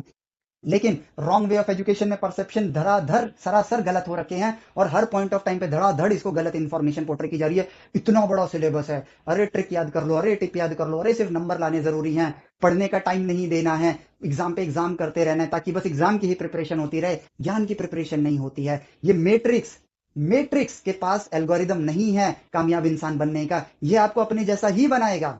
ठीक है, क्योंकि ये खुद आगे नहीं बढ़ सकता है तो दूसरों को बढ़ने की राह ये कैसे दिखा सकता है? तो ये आपको सिर्फ अपने जैसा बनने तक की ही राह दिखा सकता है। जिसके पास जितना ज्ञान वही आपको उतना परोस सकता है। मैट्रिक्स के पास मैट्रिक्स में फंसे रहने का ज्ञान है तो वो वही ज्ञान आपको देगा, और वो ज्ञान है रॉन्ग वे। आपके लिए वो रास्ता गलत है क्योंकि उस रास्ते पे कामयाबी का रास्ता नहीं है। अगर होता तो पूरा समाज कामयाब होता। कुछ लोग कामयाब नहीं होते, ठीक है, लेकिन कुछ ही लोग कामयाब होते हैं और पूरा समाज उसको फॉलो कर रहा होता है, उनको कॉपी करने में लगा होता है। क्यों? क्योंकि समाज ने राइट वे ऑफ एजुकेशन को एक कोने में गिरा दिया है और अपने आप को सामाजिक कार्यक्रम में इतना बिजी कर लिया है कि उसकी तरफ देखने का उसके पास वक्त भी नहीं है। और वही वो सबसे कीमती चीज है जो आपके पास, जो सबसे कीमती चीज है ना, वक्त, उसकी वैल्यू को बढ़ा सकती है। And that is right way of education. कभी मत भूलना इसको। नंबर आए ना आए फर्क नहीं पड़ता है, आपका इनर मोटिवेशन मायने रखता है। नंबर नहीं आए तो आप सामाजिक पॉइंट ऑफ व्यू से देखोगे तो आप नाकारा हो, लेकिन रियलिस्टिक पॉइंट ऑफ व्यू से देखोगे तो ये सोचोगे नंबर नहीं आए इसका मतलब है ज्ञान नहीं है, ज्ञान प्राप्त कर लेता हूं और फिर नंबर ले आऊंगा। और फर्स्ट अटेम्प्ट से ही अगर राइट वे ऑफ एजुकेशन में चलें तो हम ये कह सकते हैं रॉन्ग वे से तो नंबर नहीं लाऊंगा, लाऊंगा तो राइट वे से लाऊंगा। इससे 100% ज्ञान अगर रट के मैं लेने की कोशिश कर रहा हूं और 100% नंबर भी ले आया, 100 में 99 नंबर ले आया, मैं अज्ञानी हूं, लेकिन 100% मैंने पढ़ाई के बारे में सोचा, 70% ही मैं राइट वे में कर पाया और मेरे 70% नंबर आए। आप उस 99% वाले से जरूरत से ज्यादा ज्ञानी हो। एग्जाम ओवर हो गया, कोई बात नहीं, वो 30% मैं बाद में भी सीख लूंगा ना यार। एग्जाम के बाद की जिंदगी खत्म हो जाएगी, वो किताब में नहीं खोल सकता हूं। एग्जाम के बाद उस 30% को कवर करके अपने आप को 100% ज्ञानी बना लूंगा। सोच का ही तो खेल है। यहाँ पे सारी चीजें स्ट्रैटेजी के हिसाब से चलती हैं और स्ट्रैटेजी राइट वे में काम करने की भी होती है और मैट्रिक्स में फंसे रहने की भी होती है। तो मैट्रिक्स में फंसे रहने की जो स्ट्रैटेजीज है वो रॉन्ग स्ट्रैटेजीज है, राइट वे में आगे बढ़ने की जो स्ट्रैटेजी है वो राइट स्ट्रैटेजी है। और इसको हम लोग आगे समझेंगे कि इंजीनियरिंग के लिए, जेई मेंस और एडवांस के एग्जाम के लिए, जैसे फिजिक्स केमिस्ट्री मैथ होता है, चलो अभी समझा देता हूँ, ये तो बहुत छोटी सी स्ट्रैटेजी है। ठीक है, मुझे इंजीनियर बनना है, मुझे इंजीनियर बनना है। वैसे तो ये बात मुझे कुछ और वीडियो लेक्चर्स के बाद आपको समझानी चाहिए, बट एक ईस्टर एग के फॉर्म में समझा देता हूँ। क्यों मैं ऐसा बोल रहा हूँ? क्योंकि हमारी फिजिक्स लॉजिकल है, मैथमेटिक्स लॉजिकल है, केमिस्ट्री भी लॉजिकल है, बट हमारे सिलेबस में केमिस्ट्री का जो एंटायर सिलेबस है वो जीके टाइप है, यानी कि जनरल नॉलेज टाइप। जो रिसर्चेज, जो ऑब्जर्वेशन हुई हैं वो उसके अंदर मौजूद नहीं है। या तो डायरेक्ट फॉर्मूला है, या बस तोड़ मरोड़ के चीजों को बनाया गया है, या फिर रिसर्च का एनालिसिस वहां पर लिखा हुआ है। ठीक है, और यहाँ पे मोस्ट ऑफ द चीजें, हमें मेजोरिटी चीजें रट्टा मारने वाली हैं, लेकिन रट्टा मारने से तो हम अपने आप को गलत डायरेक्शन में लेके जाएंगे। तो हम यहाँ पे एक सिंपल स्ट्रेटेजी, मुझे इंजीनियर बनना है, केमिस्ट्री के अंदर मुझे एक ऑब्जर्वर वाले प्रूफ चाहिए, लेकिन इंजीनियर बनने के लिए मुझे फिजिक्स और मैथमेटिक्स में एक डिस्कवरर वाले प्रूफ करने होंगे। तो यहां तो मैं डिस्कवरर वाले प्रूफ करूंगा और केमिस्ट्री में यूजर वाले प्रूफ करूंगा, ताकि यहां वक्त बचे और वो वक्त मैं यहां दे सकूं। और अब मैं स्टेटिस्टिक्स को देखूंगा, भैया मैथमेटिक्स को अपनी लाइफ में उतारो। ठीक है, स्टेटिस्टिक्स को देखूंगा और ये काम आप खुद करना। ये आईआईटी में, मान लेते हैं आईआईटी को एग्जांपल ले लेते हैं, मैं चाहता हूं आईआईटी के अंदर ये एल्गोरिदम तभी तक काम करेगा जब तक हमारे यहाँ पढ़ने वाले बच्चों की, राइट वे ऑफ एजुकेशन में पढ़ने वाले बच्चों की संख्या कम रहेगी। ठीक है, या थोड़ी भी बढ़ जाएगी ना, क्योंकि अभी तो पूरी 100% जो मेजोरिटी है ना वो रॉन्ग वे ऑफ एजुकेशन में बढ़ रही है। जो राइट वे में पढ़ रहा है ना वो सेल्फ लर्नर होगा, तभी वो राइट वे में पढ़ रहा होगा। ठीक है, अन्यथा पूरा एजुकेशन सिस्टम रॉन्ग वे में जा रहा है। अब रॉन्ग वे में क्या है, उसका यही एग्जाम्पल है, कोई ना भी पढ़े तो भी 10,000 बच्चे जाएंगे, रॉन्ग वे में जो पढ़ रहे हैं उसमें से भी 10,000 बच्चे जाएंगे ही जाएंगे। लेकिन राइट वे में अगर बच्चे पढ़ रहे हैं और अभी कम बच्चे हैं, तो उसकी स्ट्रेटेजी के हिसाब से सोचूं कि मैं कंप्यूटर साइंस या ईसीई लेना चाहता हूं आईआईटी के अंदर, और ये इसके लिए मुझे चाहिए एडवांस के अंदर, मान लेते हैं 1,000 रैंक चाहिए, या 2,000 रैंक में भी मुझे मिल जाएगा। 2,000 रैंक चाहिए, यानी कि मुझे टॉप 2,000 के अंदर आना होगा। और ये तब है जब आबादी कम है। क्यों बोल रहा हूं ऐसा, अभी थोड़ी देर में बताता हूं।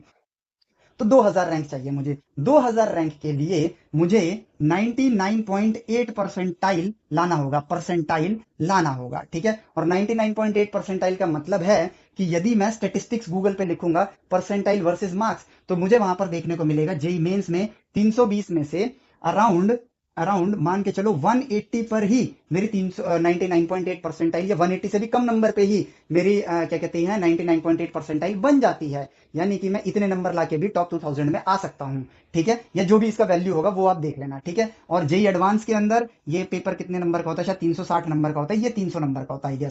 आई गेस 300 नंबर का होता है। हाँ, 300 नंबर का होता है। 360 नंबर का पेपर है। इसमें यदि मैं, हाँ इसमें होता है 180 पे मैं 99.8 परसेंटाइल ले आता हूँ, और इसमें शायद चलो 180 ही ले लो, क्या फर्क पड़ता है, इससे ज्यादा नहीं है, दोनों केस में इससे ज्यादा नहीं होगा। ठीक है, 180 ही ले लेता हूँ।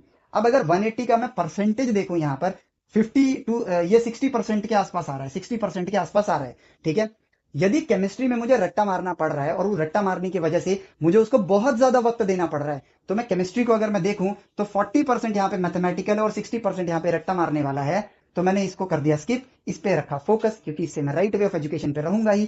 क्योंकि ये जो चीजें हैं ना, ये चीजें कुछ इस तरीके की हैं, जैसे पीरियोडिक टेबल है। एक सत्य बताता हूं आपको ताकि आप इसके साथ गहराई से जुड़ पाओगे।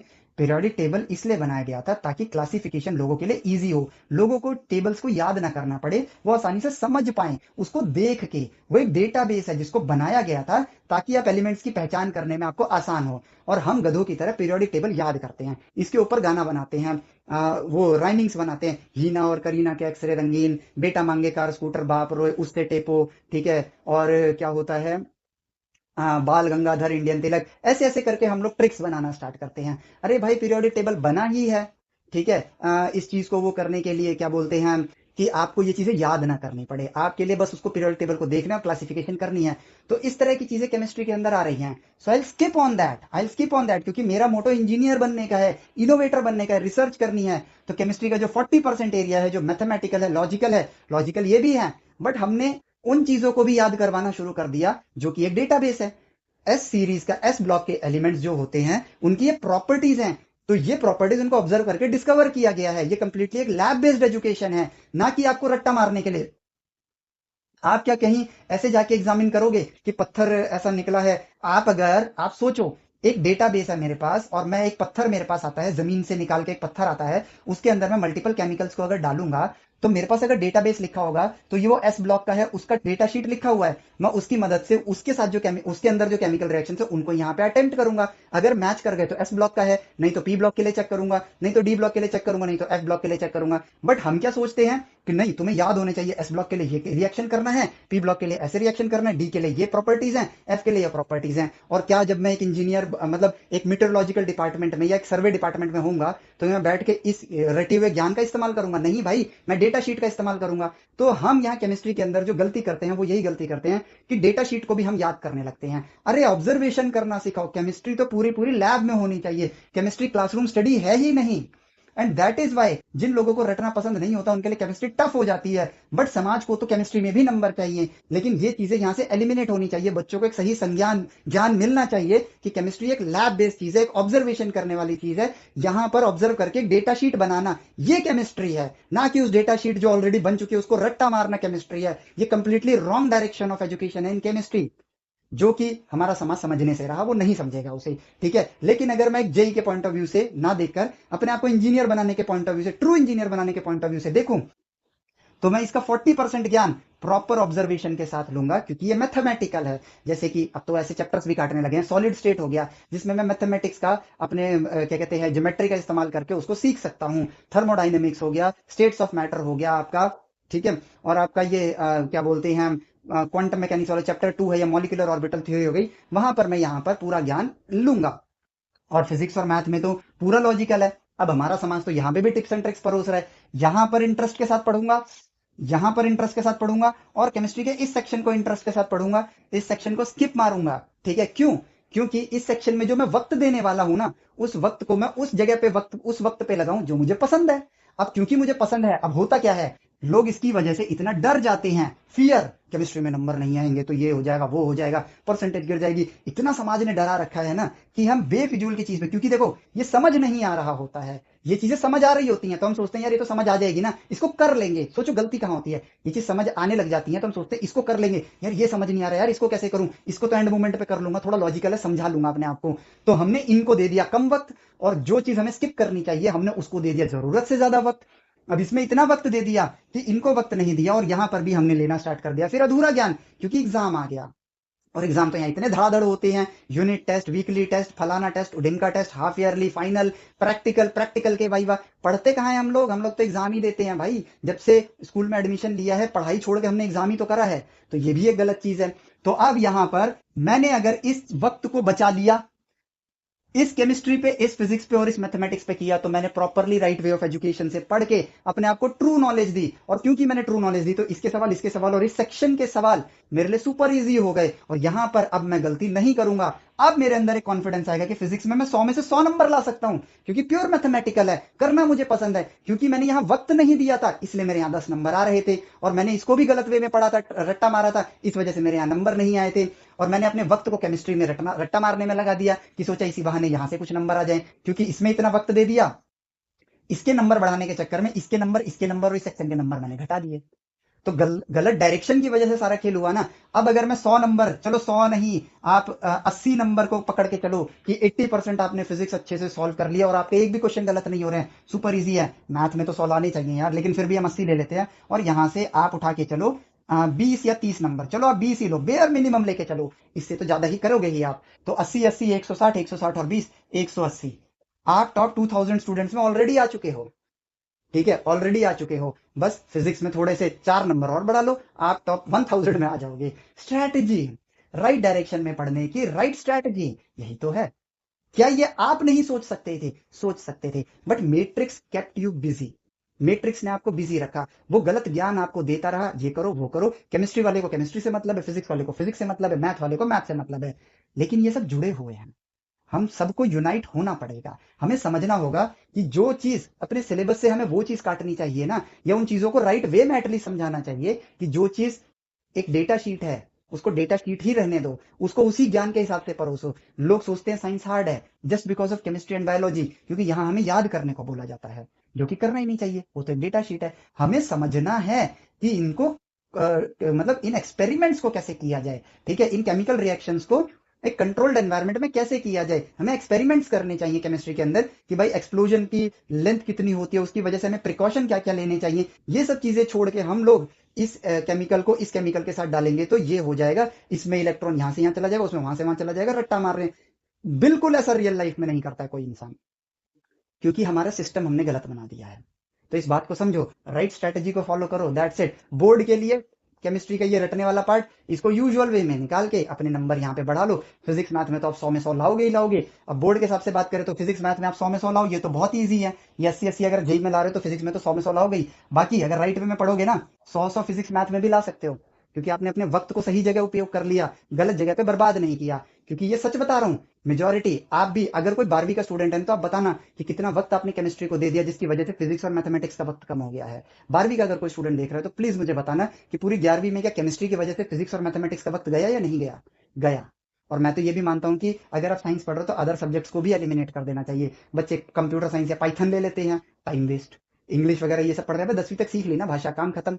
ये हमारा सिस्टम सोचेगा नहीं, कोई भी आपके भविष्य के बारे में नहीं सोचेगा, आपको खुद सोचना है। और सबसे कीमती चीज जो आपको फ्री में मिली है ना, वक्त, उसकी कीमत को पहचानो और लाइफ में आगे बढ़ो। यही आपकी जिंदगी बनाएगा और यही एक तरीका है महान इंसान बनने का। क्योंकि हर महान इंसान को स्कूल और कॉलेज सिस्टम ने बेदखल किया है, इस वजह से उन्होंने अपना पूरा वक्त उसी को दिया जो उन्हें पसंद था। ये एक सत्य है। क्योंकि किसी कॉलेज की वजह से, इस भ्रम से तो पूर्ण रूप से बाहर निकल जाओ कि किसी कॉलेज की वजह से आपका नाम हो सकता है। कॉलेज आपको सिर्फ और सिर्फ एक एम्प्लॉय बना सकता है, लेकिन एक कामयाब इंसान आप खुद ही अपने आप को बना सकते हो। और हाँ, जो मैं कह रहा था ना कि अभी जब बच्चे कम कम ज्ञानी हैं, कम बच्चे राइट वे ऑफ एजुकेशन में आ रहे हैं, तब ये वाली स्ट्रेटेजी यूज कर सकते हैं। लेकिन जब सारे बच्चे राइट वे ऑफ एजुकेशन में आ रहे हैं, ठीक है, तो भाई यहाँ पर सबके लिए पॉसिबिलिटी फिर चेंज हो जाती है। क्यों? मान के चलो कि 2000 बच्चे ही 180 नंबर का आंकड़ा पार कर पा रहे हैं अभी, क्योंकि कम बच्चे राइट वे ऑफ एजुकेशन को फॉलो कर रहे हैं। रॉन्ग वे ऑफ एजुकेशन से एक लेवल ऊपर आ गया, कुछ बच्चे राइट वे ऑफ एजुकेशन में आ रहे हैं, ठीक है। तो अब लेकिन अगर इंडिया में 10 लाख बच्चे राइट वे ऑफ एजुकेशन को फॉलो करें, सबके नंबर 180 के ऊपर आ रहे हैं, ठीक है, या 200 के ऊपर आ रहा है, केमिस्ट्री का ये पार्ट हमने हटा दिया है, और क्योंकि राइट वे ऑफ एजुकेशन फैल रहा है, तो हो सकता है ये वाला पार्ट हमारा सिस्टम समझ जाए कि इसको राइट वे में पढ़ाना चाहिए। ये तब की बात कर रहा हूँ जब इंडिया बदल जाएगा, और वही मेरा सपना भी है, मैं चाहता भी ऐसा हो कि भाई इसको भी राइट वे में पढ़ाना स्टार्ट कर दिया जाए और इस पे क्वेश्चन देने ही बंद कर दें। तो पूरा 300 नंबर का जो क्वेश्चन पेपर बन रहा है, मेरे हिसाब से क्वेश्चन तो बनने चाहिए मिस्टीरियस टाइप के, ठीक है, जिसमें कि बच्चों को एक चैलेंज मिले, लेकिन सुपर मिस्टीरियस नहीं। थोड़ा मिस्टीरियस, थोड़ा डायरेक्ट या मिक्स्ड, इस तरह के बना के दो ताकि थिंकिंग पावर भी वहां पर बूस्ट हो। ठीक है, इस तरह का बन जाए, 300 में से 300 नंबर का पेपर लॉजिकल बेसिस पर आना स्टार्ट हो जाए। ठीक है, तो फिर क्या होगा, सब बच्चे 300 में से 250 प्लस नंबर ला रहे होंगे। ठीक है, आईआईटी अभी भी 10,000 15,000, एनआईटी 10,000 15,000 बच्चे ही लेगा, बट खुशी तो इस बात की होगी ना कि 10 लाख के 10 लाख बच्चे ज्ञानी हैं, वो किसी लोअर क्लास कॉलेज में भी जाएंगे ना, तो अब उन प्रोफेसर की जो वो ये पढ़ाई तो देखो आईआईटी हो चाहे एनआईटी हो चाहे कोई भी कॉलेज हो, सेम वे में ही कराते हैं। आईआईटी के पास इंफ्रास्ट्रक्चर ज्यादा है, बस इंफ्रास्ट्रक्चर का बेनिफिट मिल जाता है, बट थिंकिंग पर यहाँ पर हमारे देश में कोई फोकस नहीं करता है। बट ये जो आईआईटी और नॉन आईआईटी के बाद के कॉलेज है ना, ये आईआईटीज एनआईटीज तो कुछ पढ़ाते भी हैं, चाहे रॉन्ग वे में ही पढ़ा रहे हों या राइट वे में पढ़ा रहे हों, बट ये other colleges they don't even care, उनको तो फर्क ही नहीं पड़ता है। आज उनको सिर्फ एक ही चीज से फर्क पड़ता है, फीस आ जानी चाहिए, और उस फीस के लिए वो ह्यूमिलेट करते हैं बस बच्चों को।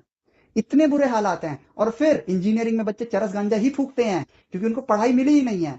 लिटरली इंडिया के 90% इंजीनियरिंग कॉलेज में बच्चे इंजीनियरिंग ना सीखकर नशा करना ही सीखते हैं। ये सत्य है, परम सत्य है। ठीक है, और जो कॉलेज का अगर कोई स्टूडेंट, वैसे तो देखता नहीं है, अगर बाई चांस कोई देख रहा है तो प्लीज कमेंट करना इस वीडियो के उसमें, ताकि ये जो 11 12 के बच्चे समझें कि इस बात में सच्चाई है, क्योंकि मैंने कॉलेज को देखा है, मैं जानता हूं इस सत्य को, क्योंकि मैं अपना एक्सपीरियंस है आपको बता रहा हूँ। यहाँ सिर्फ नशे हो रहे हैं और कुछ नहीं। इसमें क्या बच्चों को नशेड़ी बच्चों ने खुद बनाया है? नहीं, हमारे सिस्टम ने बनाया, because college don't even care.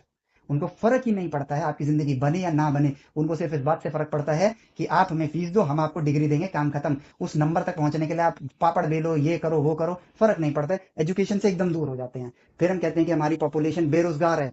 Obviously ज्ञान नहीं होगा तो रोजगार तक नहीं मिलेगा, लेकिन ज्ञान होगा तो आप रोजगार पैदा कर सकते हो। ठीक है, ज्ञान नहीं तो रोजगार भी नहीं, और ज्ञान होगा तो रोजगार के पीछे भागने की जरूरत नहीं, आप रोजगार पैदा कर सकते हो। हमारे यहाँ ज्ञानियों की इनोवेशन की कमी है ना, इस वजह से अज्ञानियों को रोजगार नहीं मिल रहा है। रोजगार के पीछे अज्ञानी ही दौड़ते हैं, ज्ञानी इंसान तो इनोवेशन के पीछे भागता है। ये सत्य है, इस सत्य को पहचानो, आपका भविष्य आप ही के हाथ में है। ठीक है, अगर राइट स्टेप राइट टाइम पे नहीं लोगे तो फ्यूचर बहुत डार्क है। ठीक है, फिर आपको इस मैट्रिक्स के अनुसार ही जीना पड़ेगा, दैट्स इट, इसमें कोई वो नहीं है। आइंस्टाइन जैसा बनना चाहते हो, न्यूटन सर जैसा बनना चाहते हो, लेबनिज जैसा बनना चाहते हो, बर्नौली जैसा बनना चाहते हो, आर्किमिडीज जैसा बनना चाहते हो, ठीक है, या फिर महेंद्र सिंह धोनी जैसा, या कोई भी महान इंसान, सचिन तेंदुलकर जैसा बनना चाहते हो, तो राइट वे में मेहनत करो। और वो वाली मेहनत आसान है, और वो आप सेल्फ कर सकते हो, किसी पे डिपेंड होकर पढ़ाई मत करना। वीडियो छोटी बनाने की सोचता हूँ, लंबी बन जाती है, क्योंकि बातें स्किप नहीं कर सकता ना, बातें आपको सारी बतानी और इलेबोरेट करनी जरूरी है। तो इस वीडियो को यहाँ एंड करते हैं, मिलते हैं आपसे नेक्स्ट वीडियो लेक्चर में। Till then take care, bye bye, जय हिंद, और प्लीज इसको ज्यादा से ज्यादा अपने दोस्तों में शेयर करना। जय हिंद।